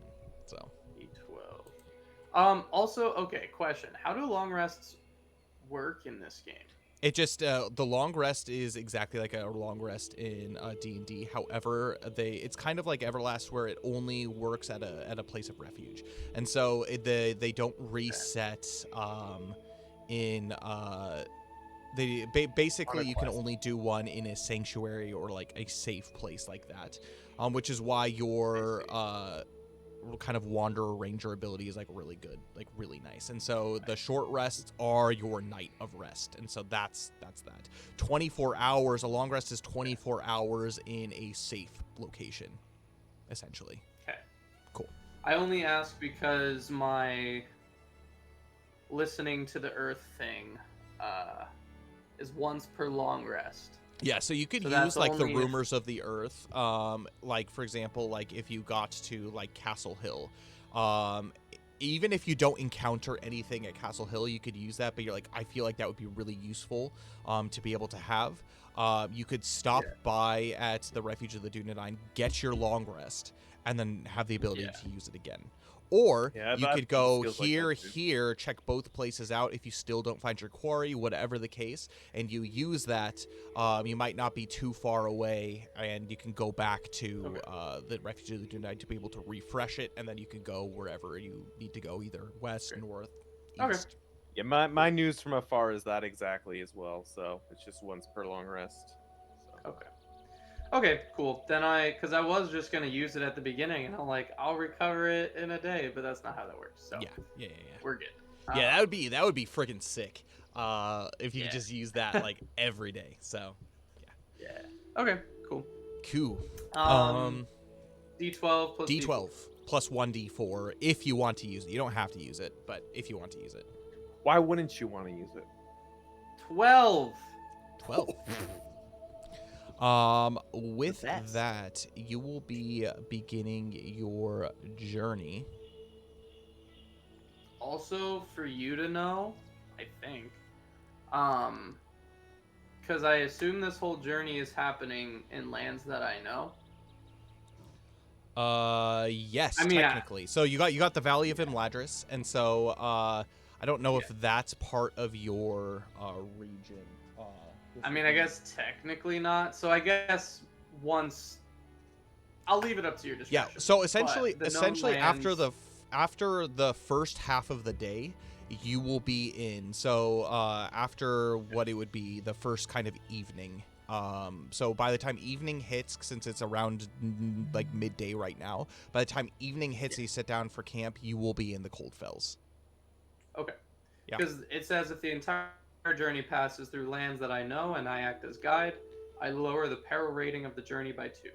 I will say that's the case, because like you're in Rivendell right now, and that's your starting location, but the entirety of your journey are going to be in lands, and so the peril rating is reduced by 2, which is actually freaking sick. So yeah. But with that 12 being plus that. exactly, Roll good. Is 12 good, or is it like a random table type nonsense? It's random. Although 12 is a pretty good result. So like there are results that are more beneficial, and based off of the situation that you're in, based off of the regions, like for example, like different encounters happen. So let's just say you're going into the Trollshaws with this 12 as at your initial departure roll. It could include anything that is like encountering like someone that's like really cool, encountering someone who's really bad, but the chances of that are pretty low. But it kind of depends on like what your regions are. Like an Azale type situation. Kind of, but I mean, yeah, kind of, I guess. But it's just kind of one of those things, which is why I was like, you can use the D12 if you want. But with that D12, you begin to before you begin to plan. However, the door opens for kind of this gatehouse, and you see 2 figures emerge out of the doorway. You see Eloe and you see Caranthiel, as the 2 of them kind of make their way in. My homies. Yeah, Eloe, she has actually a cloak that she has, and she gives it to you. It is your traveling cloak, Valinith, and she says, "I swear if you didn't, I swear you would lose your head if it weren't screwed onto your shoulders." As she puts the cloak around and begins to clasp it. And Caranthiel, she kind of just stands off to the side as this is all happening. And Valinith's like, "Oh, thank you, Mother. Sorry, we're in a hurry. We were after some companions of Califir's here that are in peril. Speaking of which, Califir, my mother, Califir, because they haven't met." Eloe, she nods to Califir and says, "Lord Eriador told me that you have made a swift recovery. I'm so glad to see that his works and his medicine seem to put you in tip-top shape. Fortunately, you were in very, very good hands." And then she immediately turns her attention back to you, Valinith, and she's like, "So you were departing and you weren't planning on saying goodbye. It was thanks to Caranthiel that I was even able to know that you were departing. You thought to say nothing to your mother." "I didn't want to worry you, Mother, and we're not." Do you think I would have been more worried knowing that you were just off on your own, hearing this information from someone else? But I'm in good company, as you can see. We've got Sir Kyrian here, and I also have Califir. I am not their mothers. I am your mother. I didn't want to worry you, Mother. This was only a charge that's only to be taken a few days. I was expecting to be back shortly, but yes, I see where you're coming from. I apologize." And he gives his mother a hug. And she gives it back, and she says, "Just please be safe. You know how strong your father is." And she hesitates for a moment before she says that word. "And I have his strength with me," and he holds out the bow that she gave him. "I promise I'll put it to good use, and I'll put it to use for protecting the lives of those who are good and just as well. So don't worry so much. You've taught me a lot. You've taught me the ways to heal. Hopefully I can keep my companions afloat. And, I mean, I could take care of myself. I spent so much time in Wilderland in perilous situations. This is no different than that. And if anything, I'm closer to home. And also, we got Kyrian here, who seems to have homesteads everywhere in Eriador." I know you're I'm not. sure Homestead life is where it's at. I know you're not a child anymore, Valinith, and I don't want to be overbearing as a mother, but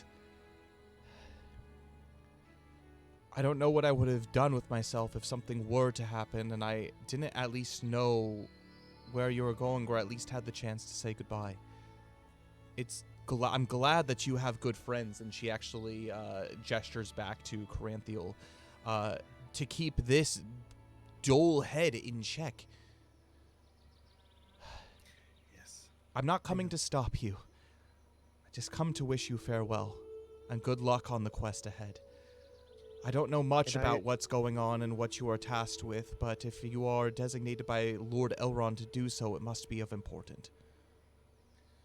It is of importance, Mother, and I apologize for not coming to you before our departure. I guess it's just the adventurer in me. Just excited to get out into the world again, but at the same time, family is everything, and I realize that, especially with Father gone. I won't ever leave you alone in this world, and that's a promise. I will keep you to that promise. Farewell. I'm going to miss you. And she gives you another kind of deep hug as she backs away, holding your shoulders. And she mentions, you look more and more like your father every day. I'm very proud of you. But please, be safe. And keep these two safe. I appreciate it. I'm assuming they're going to be keeping me as safe as well. Obviously, I have my skills, but I think we're a very diverse party, and we have many different areas to cover each other, so I'm expecting us to be okay, but I appreciate it, Mother. And Valinith looks over to Caranthiel, and he gives her a smile. Oh, Caranthiel, you came to see us off as well. Kyrian, I'm going to have you make an insight check for me. Oh, yeah. Insight. Well, that wasn't good. 6. Yeah, they the Caranthiel and Valinith seem to be very good friends. As Caranthiel, she That kind makes of sense. walks over to Valinith and she says, "Off on another adventure, huh?" Well, the world continues to move, even in the land of Umladris. It seems like it's timeless here, of course. However, things must be done, people must be saved, and evil must be thwarted, as they say. She turns immediately to Kyrian and she says, she kind of puts a finger on your chest, Kyrian, and she says, "You make sure he comes back safe. He's not only my friend, but the friend of my best friend." Well Well said. said.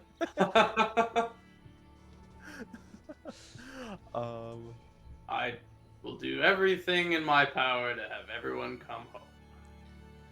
As always. Thank you. It was nice to meet you, Kyrian, and thank you for informing me of your plans to leave. And she looks again back at Valinith, because somebody didn't even stop by to say goodbye to a friend. I didn't even realize you were here, to be quite.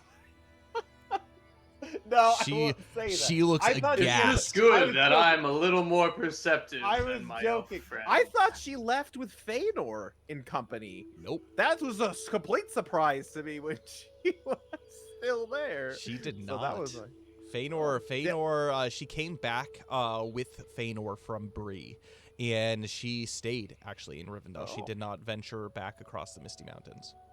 all right. Disregard that. I'm assuming Valinith knew all of that, right? Yeah, probably. Because Valinith gave her a nod as he was walking down the path Yep. to go see Ethel. I guess I apologize again. Are you gonna be here? Speaking of which, she tries to change the subject real quickly. He's like, speaking of which, will you still be here when we get back? It shouldn't be too long. Only a few days out on the road. I plan on being here for as long as it takes for me, and she basically pulls out the book to master everything that I need to from here. I am still learning to identify many of the plants that are in this book, but being able to use them and forage them and turn them into something that is useful for not just me and my companions, but my people is something that I wish to master before I do depart. I do eventually plan on returning back to Wilderland, but I've got much to learn before that time comes. Valinith chuckles to himself and turns to Kyrian and Caliphyr and says, haha, if that's the case, then we have no rush. She'll still be here in 600 years or so. Make an insight check for me, Valinith. Insight. 14. As you say that, she laughs and she says, "That's 6 times as long as I've been alive, Valinith.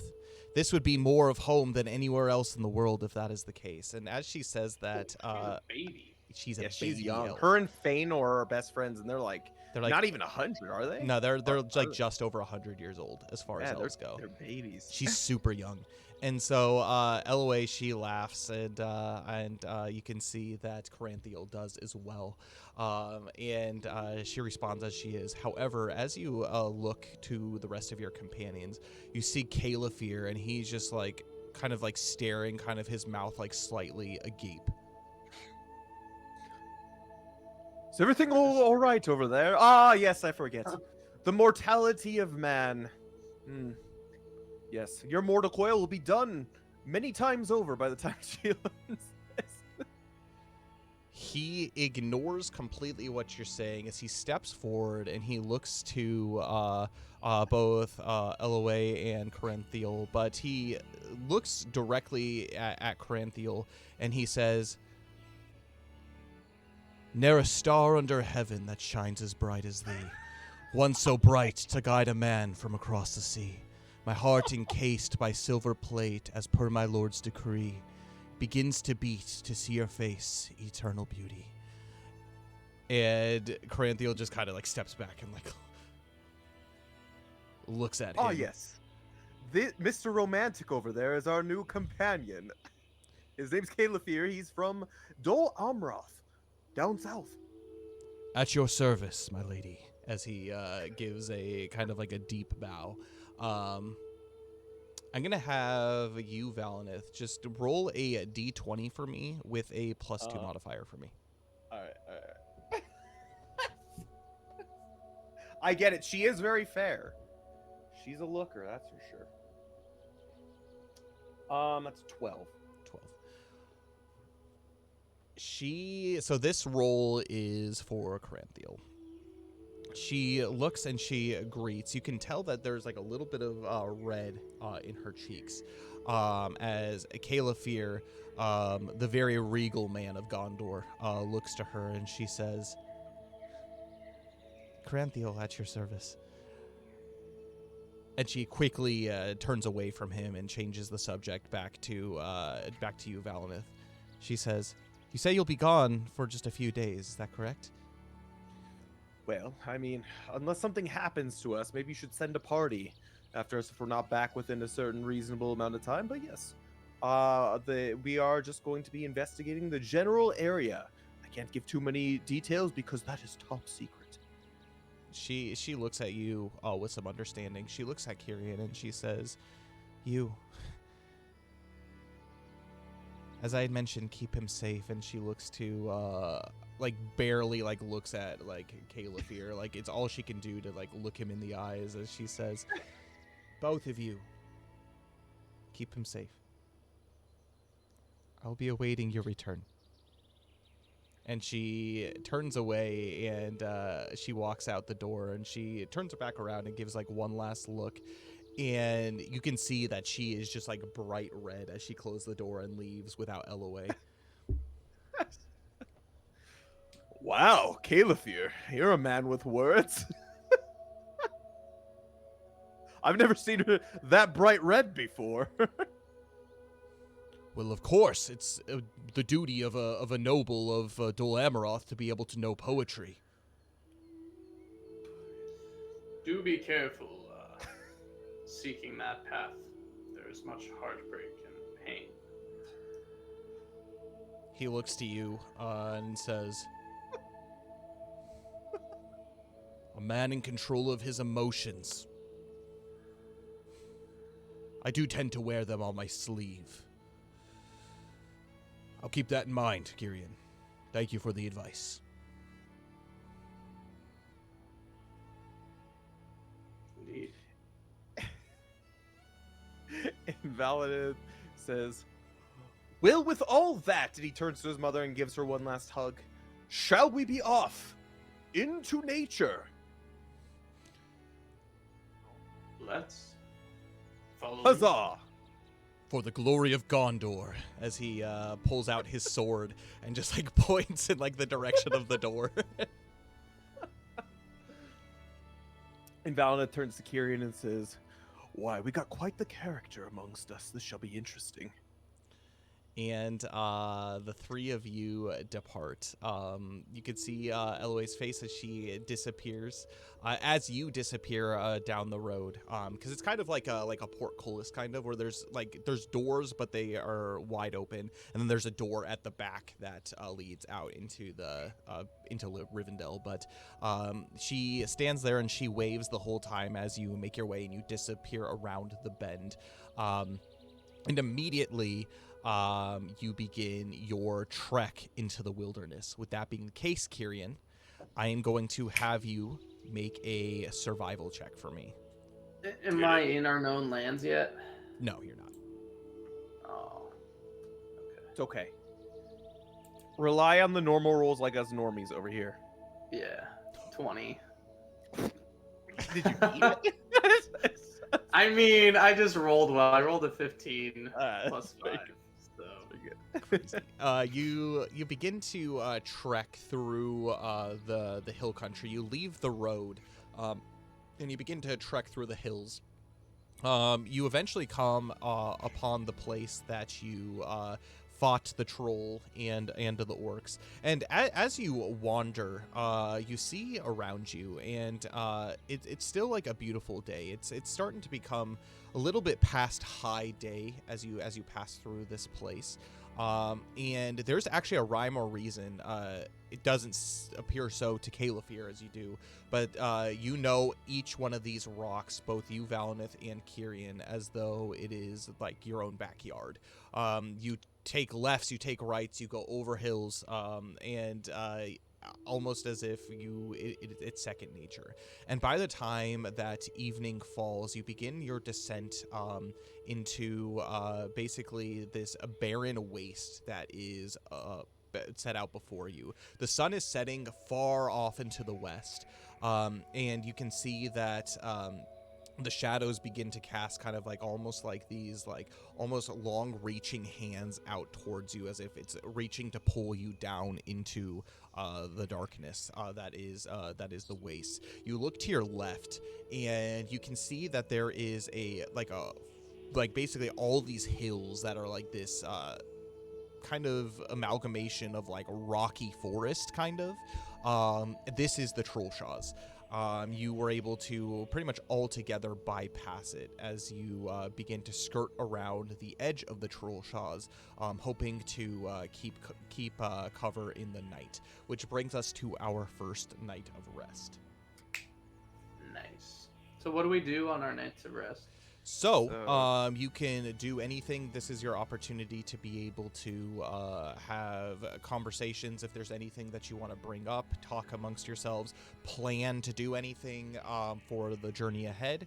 But as far as the things that you like mechanically need to do, you need to consume one ration, and I believe that's it. Yeah, consume And heal if you want to heal. Yeah, and then if you want to rest and heal, then you spend hit dice, as many as you want, up until your maximum hit dice value, which I think is 4 right now. So, plus one, free one. Yeah, plus free one if you wish to do so. With that being the case, you is that like a constant use thing, Valinith, or is it? It doesn't specify otherwise. Okay. Let me double. I think it only works like for one, so you can't roll 4 and then get like 4 free dice. It's basically like for every like one roll, you basically get 1 additional dice on top of it. Exactly. Yeah. Caliphyr is the lookout though, and so all of you do take turns in the night. Valinith only needs 4 hours of sleep. You need a full 8 hours in order to benefit from, or 6 hours over an 8-hour period to benefit from a full night of rest to keep from getting exhaustion. Valinith only needs 4 hours of sleep, which means that between Kyrian and Caliphyr, you only need 2-hour shifts to be able to get the full amount of that. What is the order of the shifts that you want to take? I'll go first.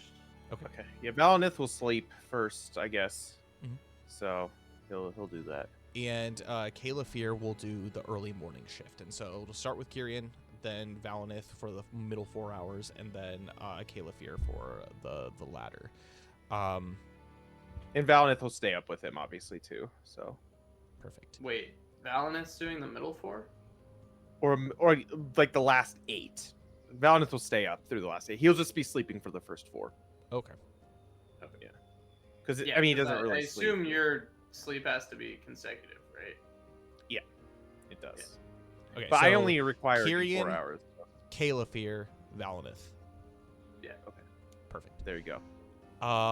With that being the case, I am going to roll a D4 minus 1. 2. With that, I'm going to sorry, Caliphyr, it's his roll. So he is going to make a perception check for the Better be party. perceptive. He is quite come on perceptive. now. Got a 14. During the night, the first watch happens as night begins to fall. You find a nice little camping site kind of tucked beneath the trees. One of the things that you have learned, Kyrian, as far as your survival experience in this region, is if you're going to have a fire, you need it to keep it low, which means traveling in the winter time in this area is quite treacherous, as if you don't keep a fire going, you risk freezing to death. But if you have a fire going, you attract the attention of potentially orcs, wolves, or worse yet, trolls.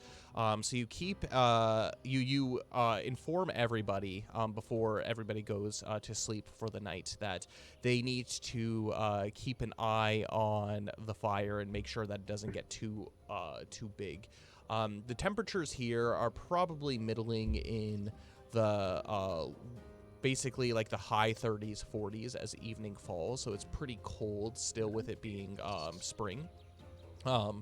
And the wind is blowing pretty harsh, but you are able, each of you are able to make it through your shifts without too much of an issue before morning does come. And it does. Today it is quite cloudy. It is a day that is filled with there's a little bit of a bite in the air compared to the Valley of Imladris, but it is fresh as you begin to breathe it in, as you see you're basically like at like the 3 corners of like varying landscapes. In about a half day's journey, you will be arriving at the Castle Hill.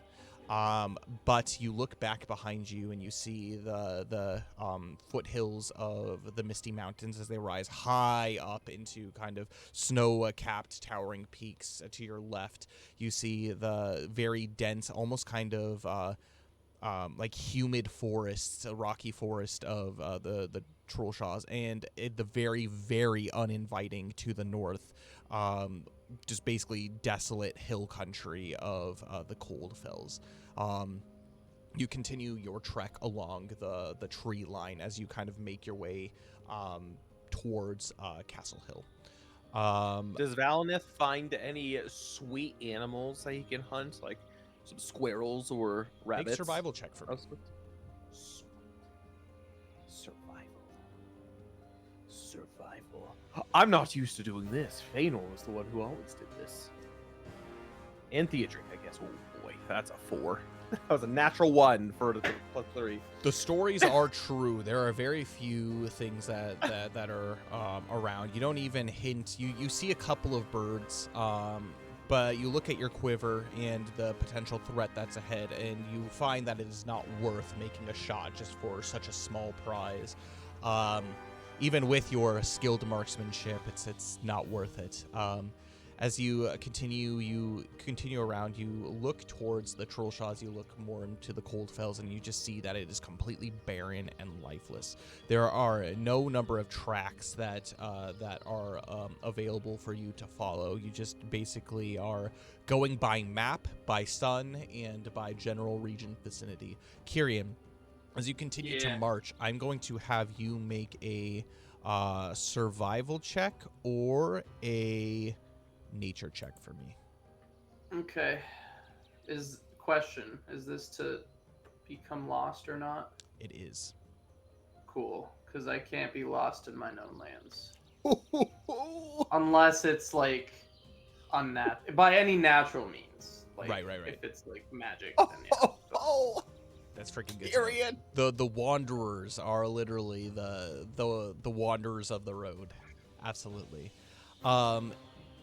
It begins to, like, without the basically the forest and the hills on your left and right, you look around, and Caliphyr, you can tell that he's just looking in awe of the general landscapes and features that are presented around, and he actually makes his way up to you, Kyrian, as you continue to walk, and he says, "So, Kyrian, this is the land that you grew up in, huh?"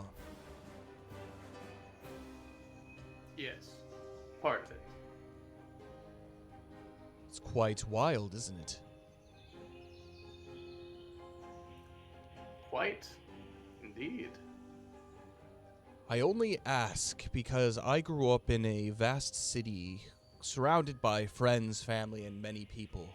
I've only heard rumors of the past ages of the fallen realms of Arnor, and there's only... From what my understanding was, there was only a few men that lived even up here in general. How have you survived for so long? Dunedain may be few compared to the men of Gondor, but we are strong.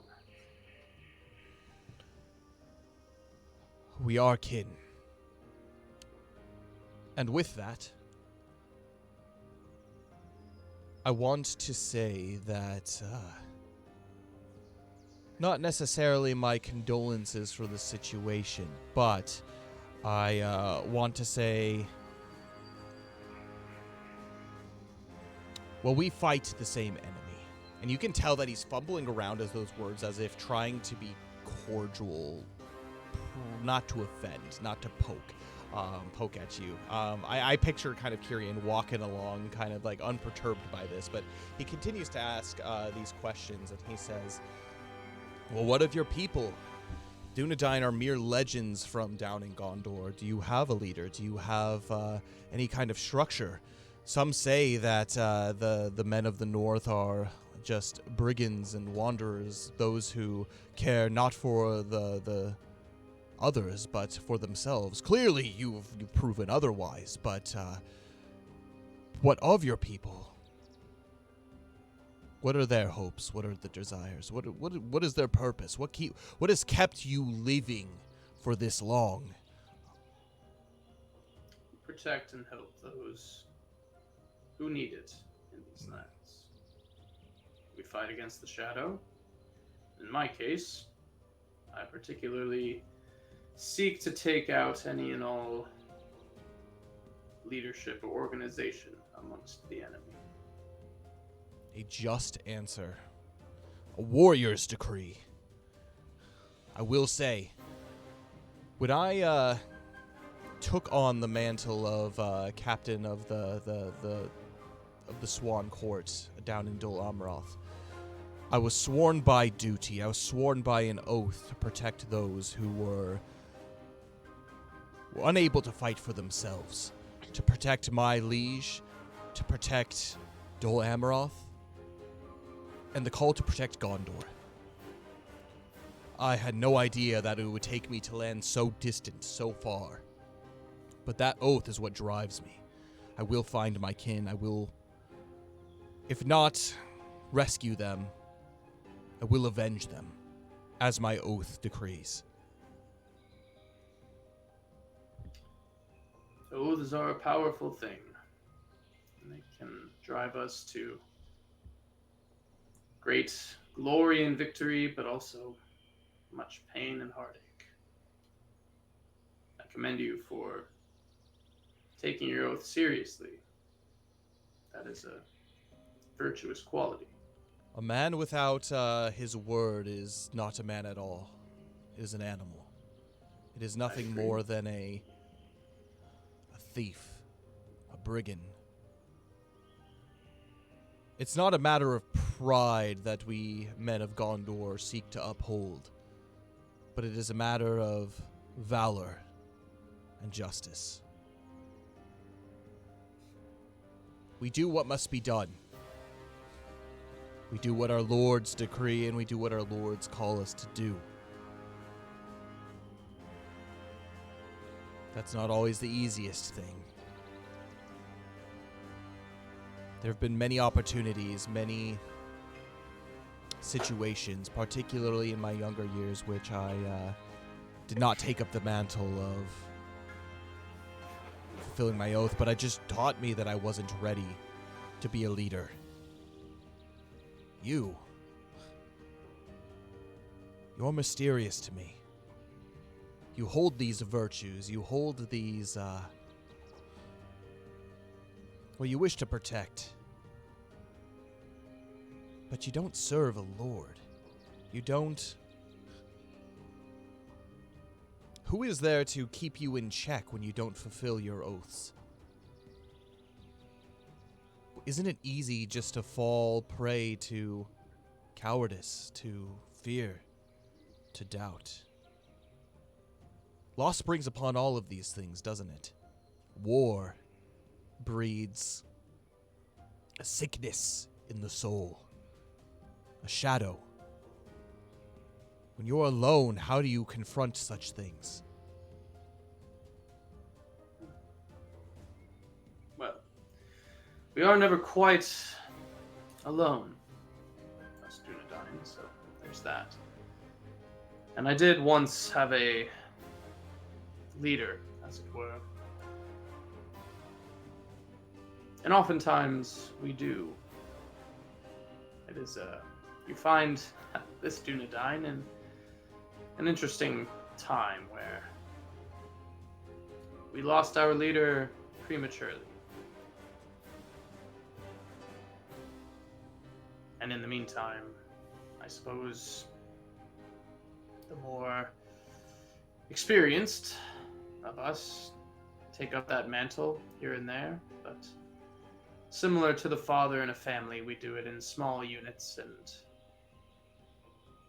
right now there is no one leader amongst us all. We, many years back, lost a great Dunedain by the name of Eriador to a horde of the enemy, many trolls. He fought valiantly, but he didn't make it. And long story short, the man to succeed him as leader is still out there somewhere, but much too young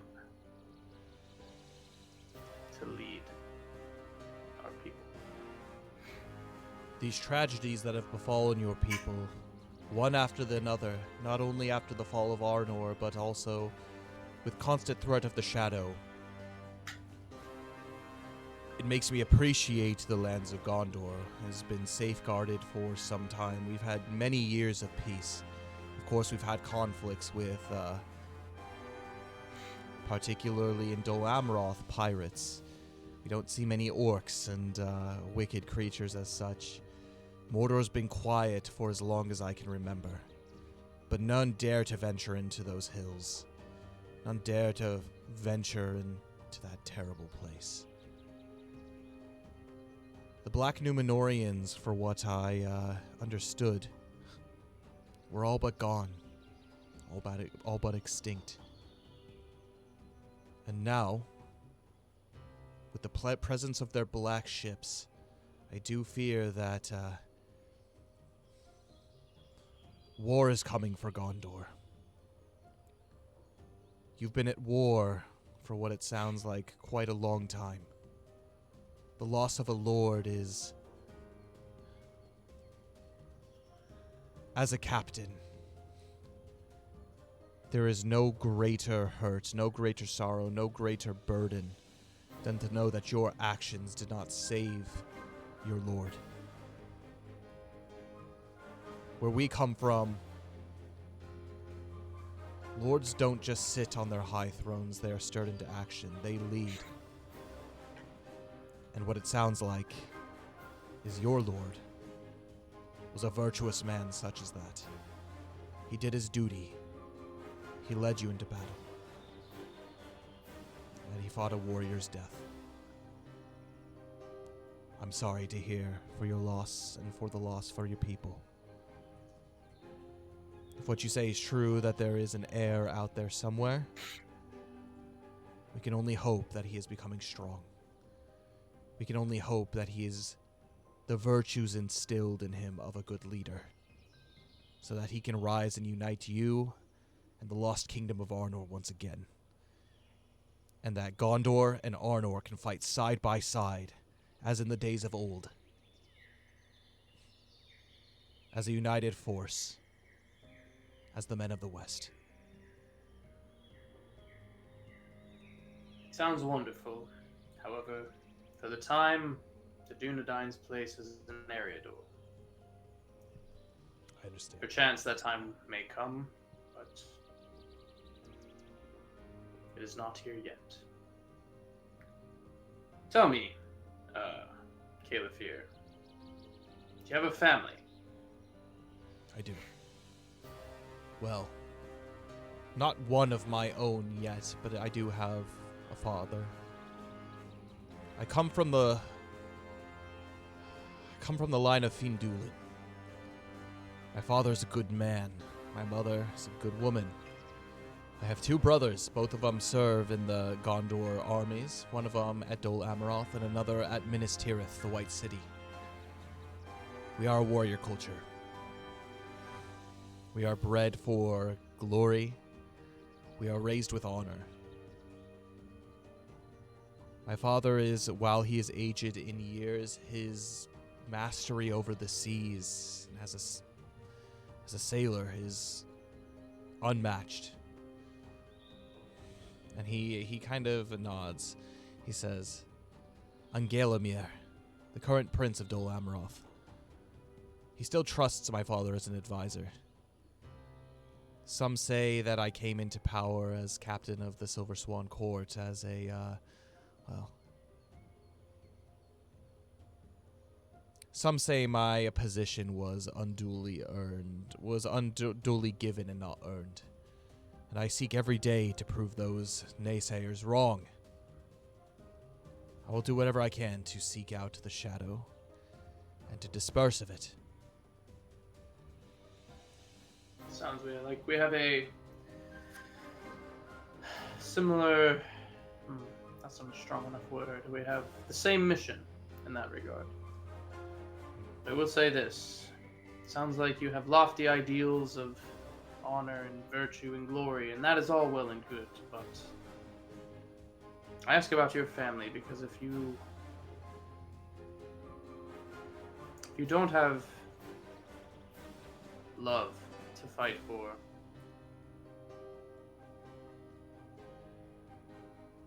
then when push comes to shove, honor, virtue, glory won't be enough to see you through. What about duty to those you are charged with?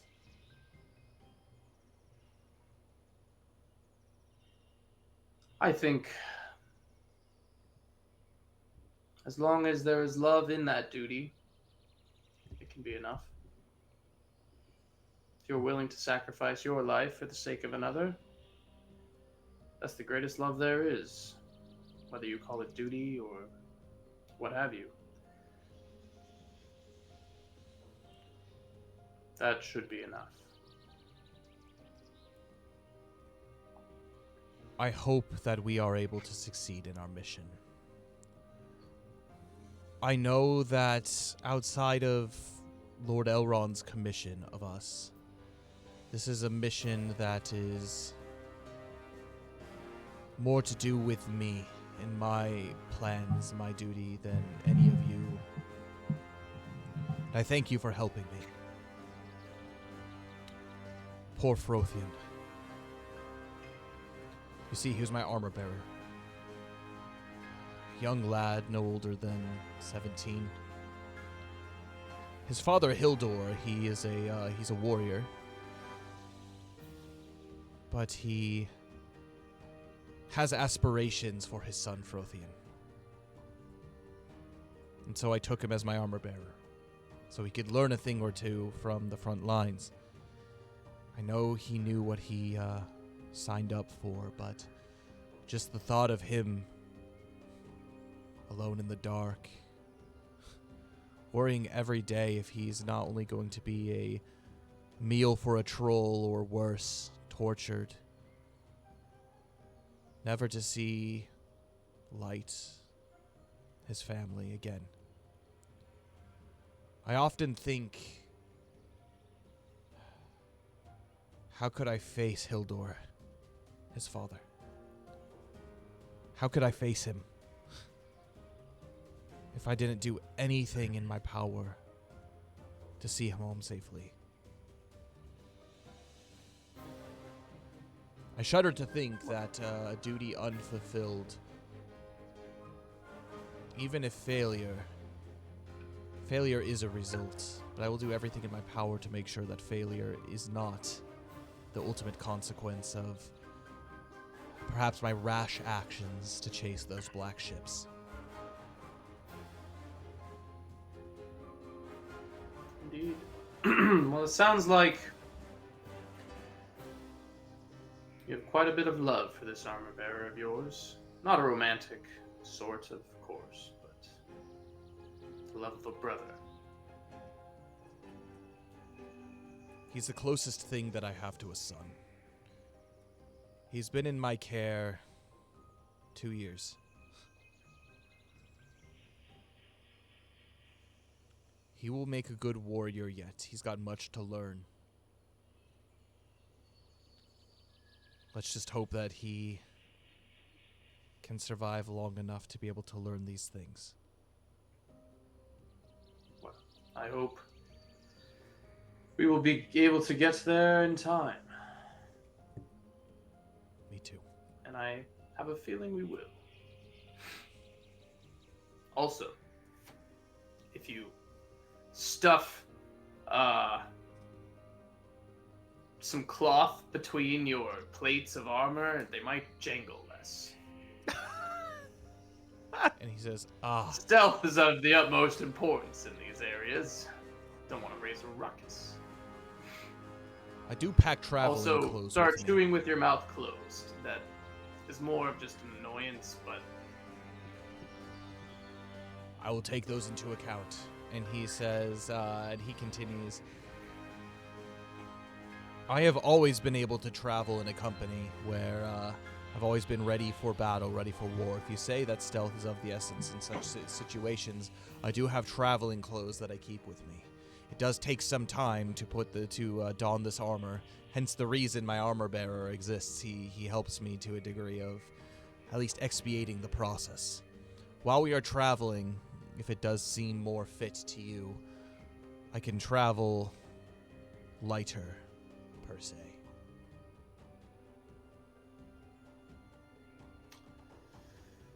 well, I still have my as long as you're shield, not I still have my completely useless sword. without it. It might be helpful if we move at a more stealthy pace. I'm actually curious to see if I unequip his armor, what his AC is going to be at. So right now, with his great shield, he's at an armor class of 18.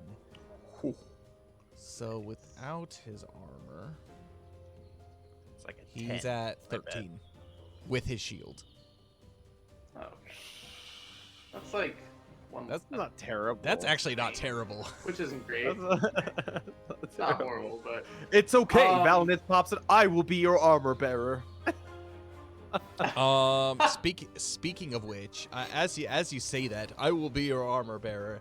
Kyrian, I'm gonna have you make a perception check for me. okie doke. Perception is wisdom. Oof.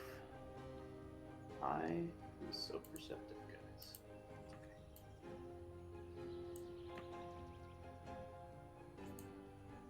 Is it plus its proficiency too? Wow. That was It's not double. as proficiency. low as I could have rolled. Really? A 9? Whoa. I rolled a 2. So yeah. That's good to know. It wasn't a Yeah. natural 1, so that's good. Yeah. Hold on though. If anybody does have inspiration, remember inspiration is a thing. Oh yes. When you make an intelligence or wisdom check, because isn't perception wisdom related to? Oh, I guess It is. Is this related to the land I know? No, it's not. My proficiency. Okay. Yeah. I mean, I guess I might as well use my inspiration. Because then someone can give it to you later on. Yeah. I'm not seeing where. It's. I'll use my inspiration. Let's roll. Yeah, that. inspiration's right next to your walking speed. I'm in a weird it's slightly smaller because I'm dual screening it, so I don't see it currently.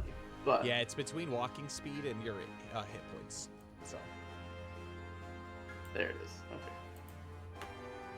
Okay. Okay. Get it. Let's try that again. It's got to be better. It's got to be 25.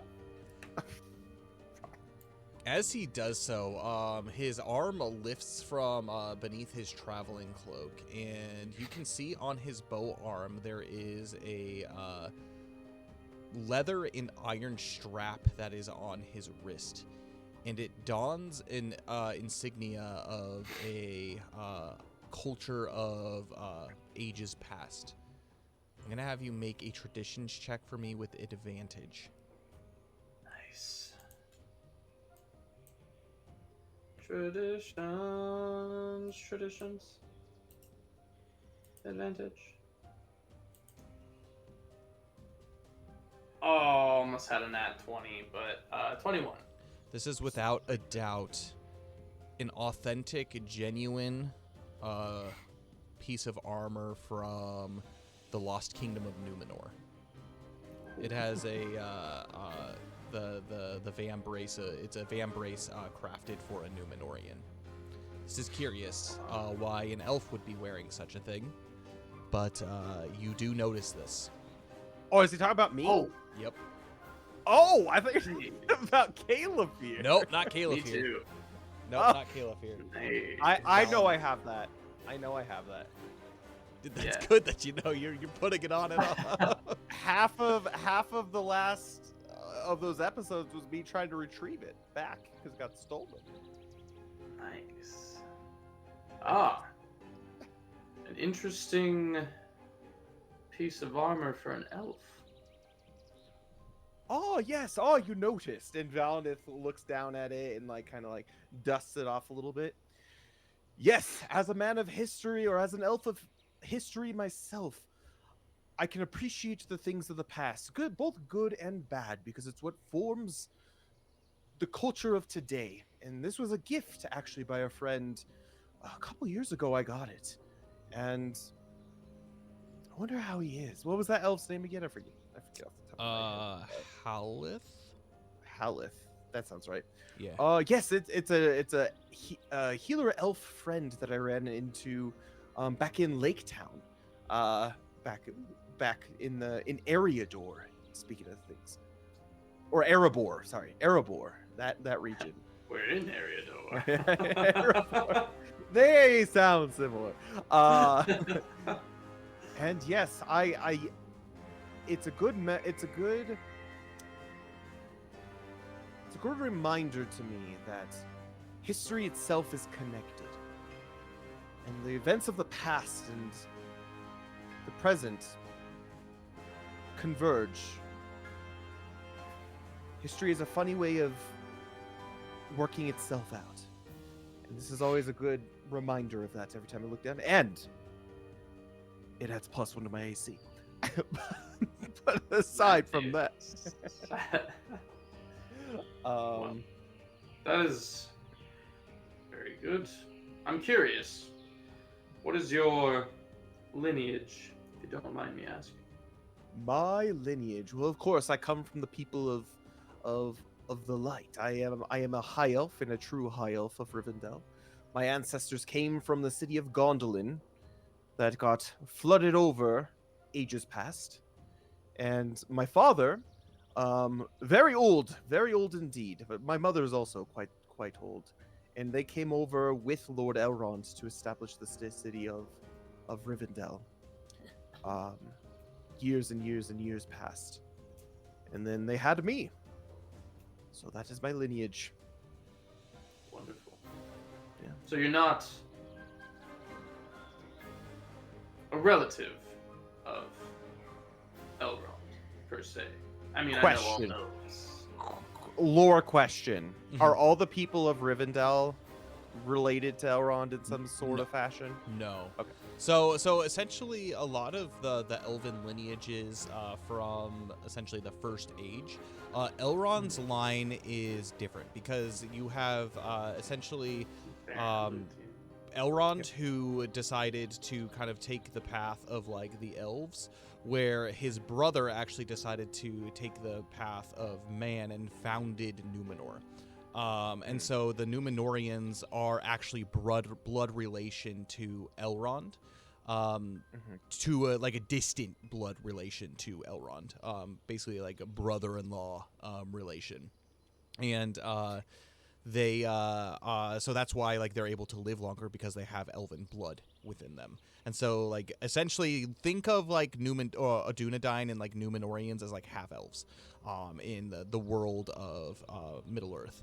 But they are also there are a number of still elven lineages that weren't Elrond's line that descended, and that's what we consider high elves today, or like wood elves, that kind of stuff. But no, I'm not related to Lord Elrond directly by blood. However, I am related to the first peoples of Middle Earth, being an elf myself. And I just find it fascinating, and obviously being in the stead of Lord Elrond and him being my lord, that history I find incredibly fascinating. But how about you, Kyrian? Well, my father is a man by the name of Durfin, who is unfortunately no longer with us. But yes, I mean, as you most likely know, are all descended from the Numenorians. So. I was gonna say, hey, cousin, but... Yeah, I apologize if this offends you. I know by an elf wearing something that isn't uniquely of their culture, that might rub some people the wrong way, but thank you for having the courtesy to see past that. For me, it's a way to remember the past and think about how the past affects the future, and it keeps me going in my quest to quell the world of the darkness that we see in front of us. You're welcome. I am not usually very sentimental. To me, things' value is based on how useful it is. So, if it brings you much use, I'm glad you have it. And you hear Caliph here, he chimes in and he says, "Fate is a funny thing, isn't it? The fact that I'm not only here with a distant relative in Kyrian, but the fact that I'm also united by at least an artifact that is worn by somebody who is close to my people. It also does me an honor to see it be put to good use, especially as long as it stays out of the hands of those who seek to do ill to it, or more importantly, destroy it." Agreed. I mean, obviously, usefulness is one of those things that is important when you're on the battlefield. Because if something's useless, then it becomes a burden to you. However, um, I find it's better to use it and for the cultural value that it has, as opposed to just hanging on a wall in a museum somewhere, right? It is an honor to wear something such as that. Do what you can to make sure that you wield it in a way that brings honor, hope, and, well, peace to the people. Of course. Make the old That's all. kings of Gondor, the old kings of Numenor, proud by wearing a relic such as this. Indeed, I will keep that in mind, and I will do my best not to disgrace your peoples and their lineage with it. And with that, as you continue to walk, you notice that your movements begun to, instead of kind of walking along like this valley, you've started to make an incline. So much so that each of you have started to realize that, like, you are now, like, actively, like, not quite like mountain climbing, but like having to like kind of lean forward as you begin to climb kind of like these steep hills that rise up into what is going to be a peak. By the time you get to the top, you see that a number of large hills basically are erected from all directions, and they're very like kind of broad and spanning, but towards the top, kind of like a like a plateau a little bit. They kind of get like really rocky and steep towards the top of them, but like pretty flat top. As you see and you look out, there are 3 or 4 of these large kind of areas, but on one that sits right in the middle of all these, on the tallest hill, you see a large ruin. And it is about midday at this point, and you can see the sun is beating down through the clouds. The clouds have begun to disperse.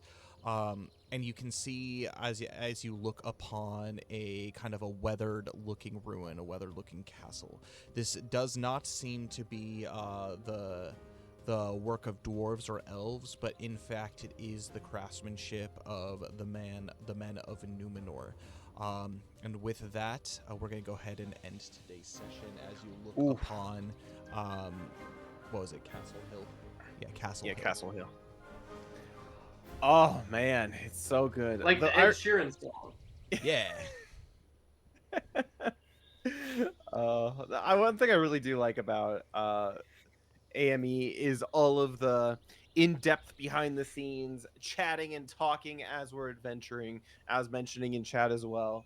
There's always like good heartfelt lessons and everything as well, which I think is great. Just sitting here listening to Kyrian and Caleb, if you're talking, I'm like, oh yeah, that's a good way to live your life by. Men of honor. So. Men of justice. No, one of the things that I really love about these sessions is the fact that, especially like in these early episodes, what is it, like session 5? And so like the fact that we're like in these early episodes, we had session 0 and the first couple of sessions where we get to know each character kind of individually, and now it's each character getting to know each other. And so like it's important, especially as you are adventuring and traveling. I feel like it's pretty normal to like have that idea of like begin to kind of like open up and tell, like, find out more about themselves, as opposed to just like, oh, you've encountered this thing, you encountered this thing, you encountered this thing. Like, I feel like these are conversations that are good to have for ever that would normally occur. And so especially at the very beginning, it's really good to role play some of these things out, to kind of, it might elongate the process of like a day's worth of travel, but a lot of useful good information comes out, and that's how you build camaraderie as a party. And so I'm glad that you guys were able to engage with that, kind of engage with it on your kind of on your own end from your own characters and whatnot. Like it makes me happy, because I feel like a lot of parties kind of skip by that part, and they're just kind of like, oh, I don't know anything about you at all, but we're just traveling together. And so that now that you guys are kind of like building that, it's a good thing to be able to kind of build a little bit of like teamwork and relationship. So I like it. My personal thoughts. But you guys, Cole, what were you thinking about tonight's session? Dude, I'm just thinking how freaking broken I am when it comes to navigating, like in my known lands. Well, I'm like, and oh my the god. crazy thing too is it feels like a slog if you don't have a wanderer. Like It's literally, true. Yeah. but like It's true. you don't know that. Like if you don't Yeah. have a wanderer in your party, you're just like, man, travel's freaking exhausting. Like for getting from one place to another, like all the checks and everything, it's just like it feels just so difficult, and it is broken, but only in certain areas. And so Yeah, for sure. there might be adventures that you go on eventually that take you Oh yeah, I outside of won't your be in known known lands. lands. In Hobbiton, Yeah, and in the it Shire. I'm would like, be what is rough. this place? Yeah, you're just like you lean down to listen to the earth, and you're like, oh, okay. Wait, I have to long rest before I could do it. I don't know any places that I can long rest. What the heck? Gandalf, where is back end? Tom Bombadil. Is he a character yeah. in AME? Yeah. Tom Bombadil? Yeah, Dude, he's invincible. Mr. Tom.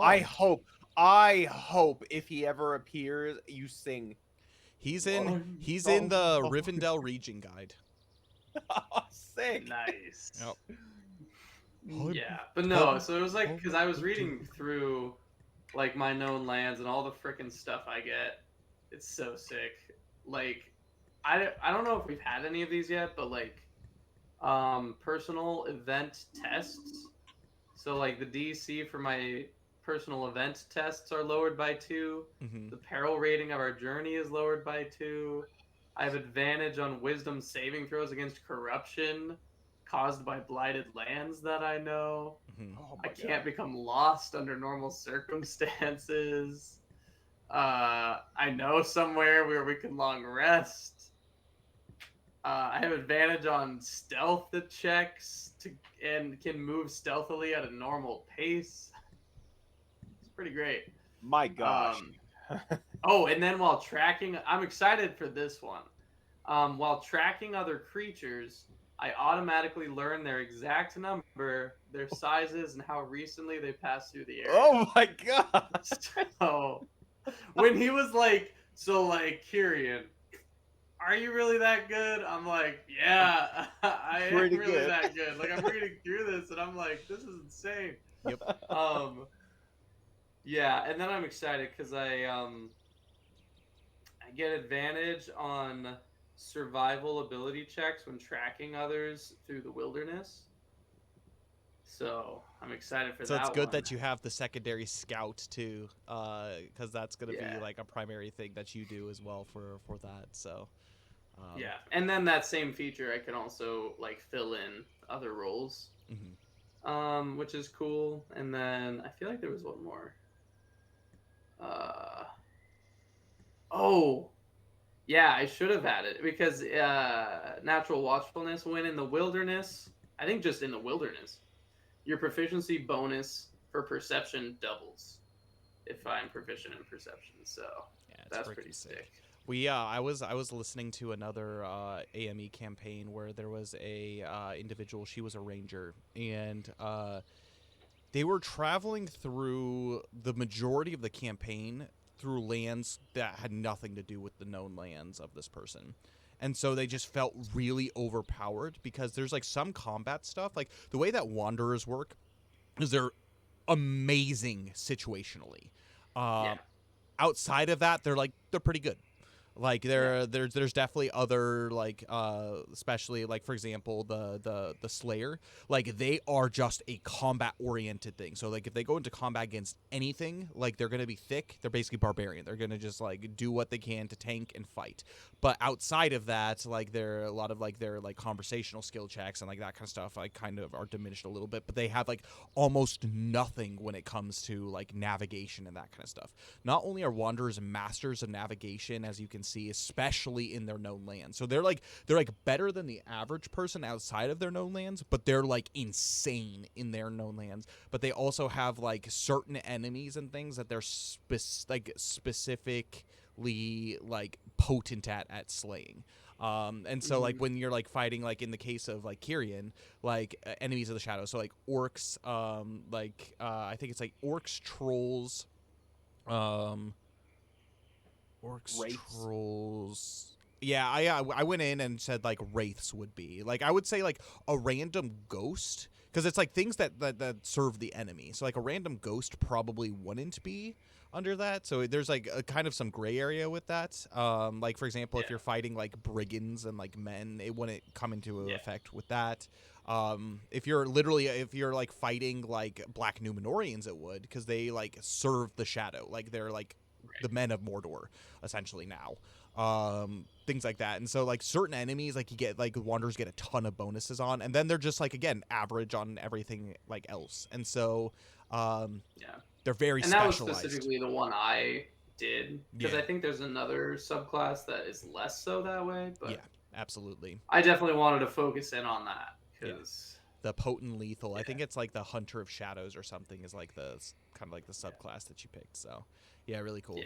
So yeah, it was So, really well, it neat was fun seeing to- all of that into action, and there's going to be a lot more to be able to find to be able to Yeah, help excited. pursue your quarry. I'm gonna tell you, Cole, the thing in Wilderland Adventure, like they're great and they're awesome, but man, the amount we would just always get points of exhaustion every time we were traveling anywhere, and it was freaking rough. Like for the longest time, we had one specific quest line where we went on where we were having to roll literally everything at disadvantage because every single person was just exhausted because we could like our travel rolls were horrendous.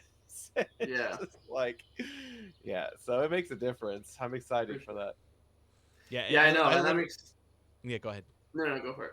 I said I literally think of like when like Aragorn, Legolas, and Gimli are tracking the Uruk-hai, and they're just like sprinting through the wilderness. This is like Kirian leading the party of Valinith and Calafir through the wilderness, just Yeah. listening to the Pretty earth, sweet. hearing the footsteps of like the creatures that you're going, Yeah. being able to like I'm excited for that. find the Yeah. trails and like that kind of stuff. So super cool. They're taking the hobbits to Isengard. They're That's taking basically what we're doing. Yeah, I they're know. taking the Gondorians to. Who Angmar. knows? Yeah. Angmar. Yeah. So it was really fun to kind of to go into that, and then I really enjoyed, all the role play. I don't know. It's just this is a fun character to role play, and I enjoy learning about, both of the other characters. So it was a fun sesh. Mm.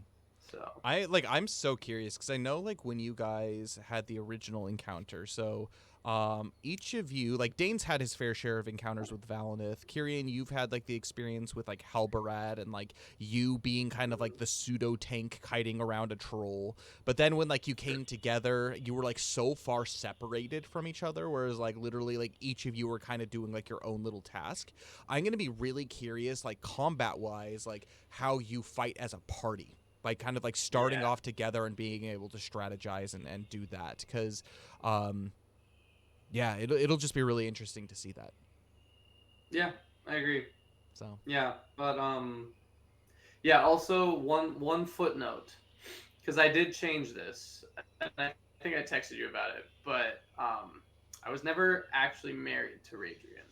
okay, not So, wife, Yeah, not we not were wife, betrothed, the betrothed. but we never. She died before we were married. She got wrecked, somehow. I did remember that, but I think I actually misspoke when I was talking about it. Now that I think No, about it's it. all good. You said wife, and I was just like, all good. Okay, yeah, betrothed. So, That's good. That's a good Yeah, clarification. Okay, cool. Anything else about the session before we move on to Dane's thoughts? nope. Okay. Besides Dang. my sneezing and my sniffling. Sorry if I sound. No, under the you're weather. good. No, you No, look you're good. You're good. Are you under the weather? I am. A Feel little better. Bit. Feel Feel better. better. It's just a head cold. Like I feel fine. It's just like my head is congested and mucus. But Gross. yeah. Nasty. Tell your wife feel happy better. birthday because that's like in like a couple hours, right? Will do. It is. It already is for you, but yeah, it's in like an hour and 10 minutes. Speaking of which, Cole's not streaming tomorrow. It's on the schedule. True. He's celebrating his wife's birthday, so forgive him, please. Yeah. Kind of. And an I would important have tried thing. to reschedule, but we have a friend in town for her No, birthday, you're good. so You're good. Yeah, no we're problem. hands are tied this week. Don't worry, I'm streaming later tonight, so you're not missing out on anything. We're gonna be finishing Ghost of Tsushima, so Dude, finishing? How do you guys finish games so fast? Dude, I've played Ghost of Tsushima before, so like I knew exactly. And like during like all of like the collectible stuff, I have like an interactive map that I go on, and so like I don't do just random wandering. I'm like I need to go here, here, here, here. And I just go and do it. Okay. And so like I'm on Also, Fire Emblem. part 11. That type of Yeah. that type of storyline for Fire Emblem like is a slog just to get through. Yeah. It's, like, chapter by chapter. That's how Octopath Traveler was. It's like, oh my god. I mean, forever to think get of through it like because- Legend of Zelda: Breath of the Wild, or like a game like Ghost of Tsushima, where it's like completely open world, where there's like a couple like main story plots that you have to hit. I could probably, if I wanted to, just go through the game, because in Ghost of Tsushima, there's not really a leveling system. Like there's ways to like increase your hit points, but like naturally you just like unlock like abilities and stuff as you go, as you complete main story stuff. And so you could probably just speed run it, where it's just like you hit all the main storylines, and I could probably finish it in 1 or 2 streams if I wanted to. But I've been trying to be like very completionist, plus I'm enjoying the scenery of the game. So but yes, next game is going to be Final Fantasy 16, so I'm very excited. Ooh, nice. And it's like very knights in shining armor and medieval Cool. looking, which is kind of cool. So, I'll have to watch and the some main, of those, 'cause- the main dude's name is Joshua. Isn't that nice? Ooh. Yeah. Yeah. Battle Joshua's of at the Jericho. Battle of Jericho, yeah. That's good. But as far as my thoughts go, Yes. by the way, I did read that skill. It's every short rest I can do it, up to Okay. 4 people right now at my specific level that I Which am. basically is just every time you rest and spend. So you could do it essentially 4 times per adventure until you like rest, take a long rest and re-heal it. Exactly. So Yeah, exactly. So yeah, so that's pretty cool. And yeah, but I mean it was really fun. Like I mentioned before, I mean I talked a little bit beforehand, but I really do enjoy like AME specifically is so fun because again it feels like you're getting like a Tolkien-esque lesson, like a lecture almost, like participating in the world of it. And I think it really does a good job of portraying good morality. I think it does a good. It makes me feel. I don't know if you, Cole, you feel this, or Kyle, you feel this. It feels different than like normal D&D sessions, like when I played D&D, For sure. where it's like, oh, it's just a good, like that was a fun D&D session. But it was this one, like I feel revitalized almost. Like at the end of them, it's just like, oh, like you can take a load off, and regardless, I feel like something good comes out of it, whether or not it was a really good conversation. And you know what? I just think it also helps. I said it last time as well. Like I like being with my brothers, and it's a good opportunity to do so as well. Mhm. So, but it's really fun. I liked learning more about Caliphyr, especially we learned a lot more about Caliphyr. Kyrian as well, obviously. I really like those interactions. Freaking oh god, Corinthial and Caliphyr. He just starts That was freaking nice. yeah. I was like, oh nice. She's very pretty. So her description is she's a very, very, very attractive elf. and very young, attractive so it makes sense. personality too, like very Mhm. much like she's there to help, she's there to do what she can. Yeah. A little bit Was of backstory. she like in league with the bad dude who like So- bad wood elf who killed the person? Yeah, Nice. Yeah. So she was engaged to him or married to him? Oh, engaged like to a Snapdragon. degree. Engaged to him. Because she wanted to like help him like get out of his nonsense, but also like Little kinda, like, backstory. So I'll just explain kind of the backstory between Caranthiel and like her plot in this. So Caranthiel was a childhood friend of Feanor, which is one of the main PCs in the other one. They during the Battle of the Five Armies, they essentially burned a bridge, literally burned bridges with the elves of Mirkwood by burning a bridge so that the escaping orcs couldn't flee into Mirkwood. And so they had to go south. And because of that, basically like a group of eagles came and swooped in and killed the majority of the orcs that were trying to escape. But this bridge was very important. And it was like one of the last remaining gifts from King Thranduil from his father, who died in the Battle of the Last Alliance. And so like this was like a really like big blow. Like it helped in the Battle of the Five Armies, but Feanor and Caranthiel were like, well crap, what do we do? And so Feanor basically escaped into like the realms of men and like dwarves, where Caranthiel just went back into Mirkwood. she was alone, but she ended up finding this band of dudes called the Wayward Elves, and their initial goal was basically to kind of like live a life of freedom outside of the rule of Mirkwood. But the shadows of Mirkwood kind of began to come in and have a corrupting presence, particularly on Maeglin, who was the leader of this. But before that happened, she found kind of like a similar safety that she found with like family and also with Feanor inside this person Maeglin, and so she started to become close, and they ended up engaging. But as that he started to become corrupted, he started to have aspirations of not just living us apart from the Mirkwood Elves, but he wanted to take over and like dethrone and like build And like like an army to be subjugate able to do men. that. Like he hated humans. He hated like Yeah. it's like elf is superior race kind of thing. Yeah. So And so he wanted to go in, Got it. completely take King Thranduil's throne, and then basically subjugate everyone around. And during this whole time, the party was coming through, and they got captured by Maeglin, and one of the PCs ended up dying from Maeglin. And they were basically just like their prisoners, and Cranthiel was there kind of as like helping, but like at the same time like still part of these Wayward Elves. At the end of the travel, giant spider, Savage Taller, basically one of the spawn of Shelob, so giant killer spider came and attacked the Wayward Elves, which gave a room for the party to be able to escape. But Feanor stayed back and helped fight off the orcs, or not the orcs, the spiders. But Savage Taller ended up killing Maeglin, and there was only a few survivors of it, which basically Feanor led out. And then basically the plan was like, well, they can't go back into Mirkwood because they're like known traitors to like Thranduil's halls. And so it's like, what do they do? Like, where do they go? And so Valinith actually was like, hey, why don't you go to Rivendell? And so he gave him like directions and stuff to be able to do it. And since then, the survivors of the Wayward Elves have been in Rivendell. Some of them have left and departed and started doing their own things, but Cranthiel's still there. as kind of like a rehabilitation from that nonsense. Yeah. That's kinda how Okay. it was. But yeah, That's Cranthiel's nice. cool. Like she's awesome. Yeah.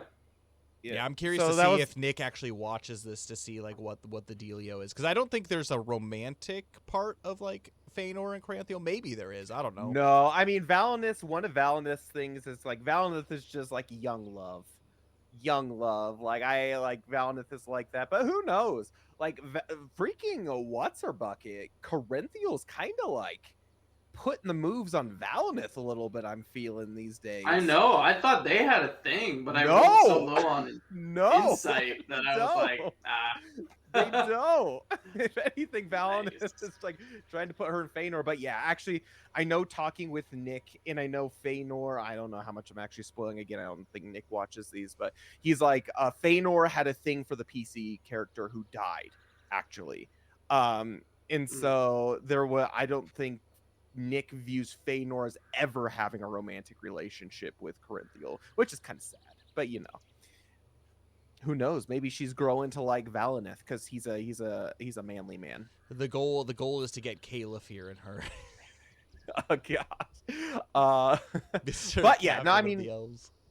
she's a really cool. I really like her as a PC. Like I think she's been a really good vehicle of bringing in that morality in a lot of it, because she's kind of like has been in that liminal space of like being with bad guys, but she's like a good person at heart and trying to find her place in the world. So she's a really fun NPC to role play with for sure. But also Valinith's mother, like I think she's a really cool Yeah, which she person had as well. nothing to do until the return to Rivendell. Like she was just like like barely mentioned.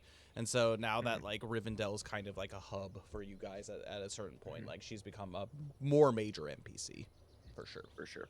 But I mean, just in general, I really just enjoyed the conversation and travel roles. As Cole mentioned, I really liked having freaking Kyrian as our travel guy, because my goodness, it just makes things so much nicer. At least where we are. But aside from that, like that is what I have. So that's Cool. It was a good session. Do you have any things to add? Any other than what we have mentioned for the rest of the week? I'm gonna go take a quick bio break. As you do so, I will be right back. Dane. Yeah, I'll just do a quick announcements and stuff. So we only have 3 more streams left of the week this week. So Kyle will be streaming at 4:30 a.m. Mountain Daylight Time. He'll be streaming Ghost of Tsushima, the last part of it. So those of you who are on the East Coast and who are up for it, come join him for that. That's like 6:30 a.m. But yeah, so he's gonna be finishing Ghost of Tsushima. Those of you who don't know, we actually switch off Eriador Adventures, which is this adventure, and then the other one, Wilderland Adventures, every other week. So the Wilderland Adventures is the original group with all the Australians. So the Australian group usually streams during that time that Kyle's gonna be streaming. So Kyle just switches between. So he usually streams during this time normally when Wilderland Adventures is going on. But again, Cole's not streaming tomorrow. He'll be celebrating his wife's birthday. Thursday, I'll be continuing Elden Ring, as well as Saturday. Nothing on Friday. That's the schedule for the week ahead. Aside from that, I don't think there's anything. We have an amazing sponsor, Dice Snacky. Be wacky if you don't buy Dice Snacky. I think that's how that goes. But yeah, Dice Snacky's Daisaki's awesome. Yeah, they're a Japanese small family business based in Tokyo, Japan, and they sell Japanese luxury sweets and treats. And they have all kinds of boxes. If you decide to buy one. Make sure in the checkout section there's a small little box where you can like write a comment. Make sure to mention that Forge sent you. That's how we get the credit from it.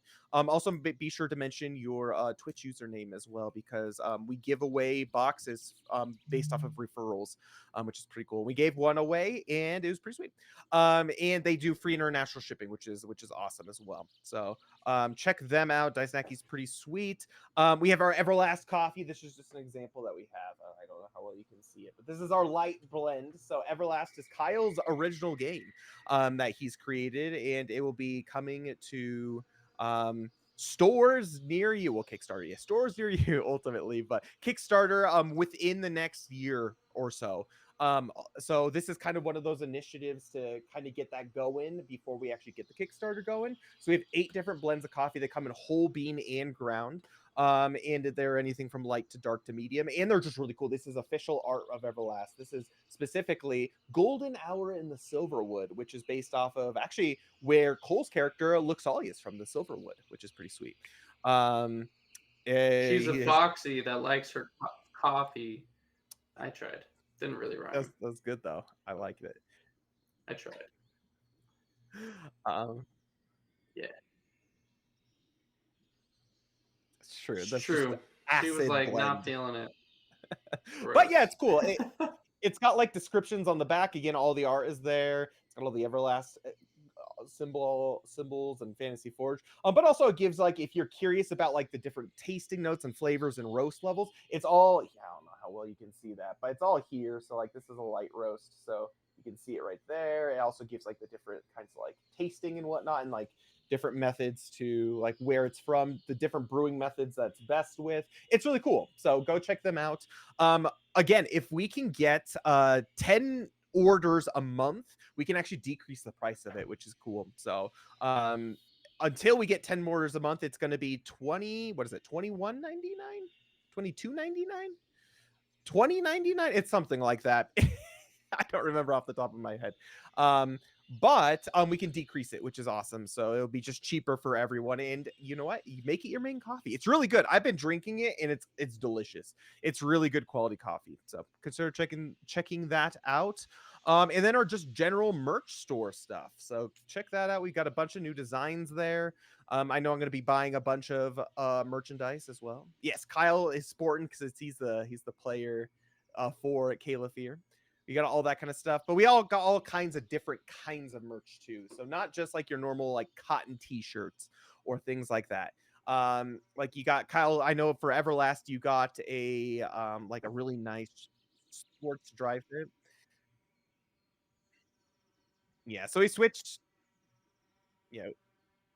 Yeah, we've switched to Printify for our merch store, so that's pretty cool. So go check it out. It supports the channel, it really does, and you can also support your favorite characters. You have AME merch. If you want a Kyrian shirt, go get a Kyrian shirt. If you want a Valnith shirt, get a Valnith shirt. $20.99. $20.99 for the copy. That's actually pretty good. So consider getting that, and then we can decrease that price later on. Thank you, I appreciate that. You're double checking that. And aside from that, Kyle will most likely be starting a new game come Sunday. Final Fantasy 16, as he mentioned, which is sweet. So come join us for that. Aside from that, check out our YouTube. We got all kinds of stuff. These are all uploaded onto YouTube, and it's actually caught up. Both Wilderland and this are caught up officially. So go check those out. And yeah, that's all I have. So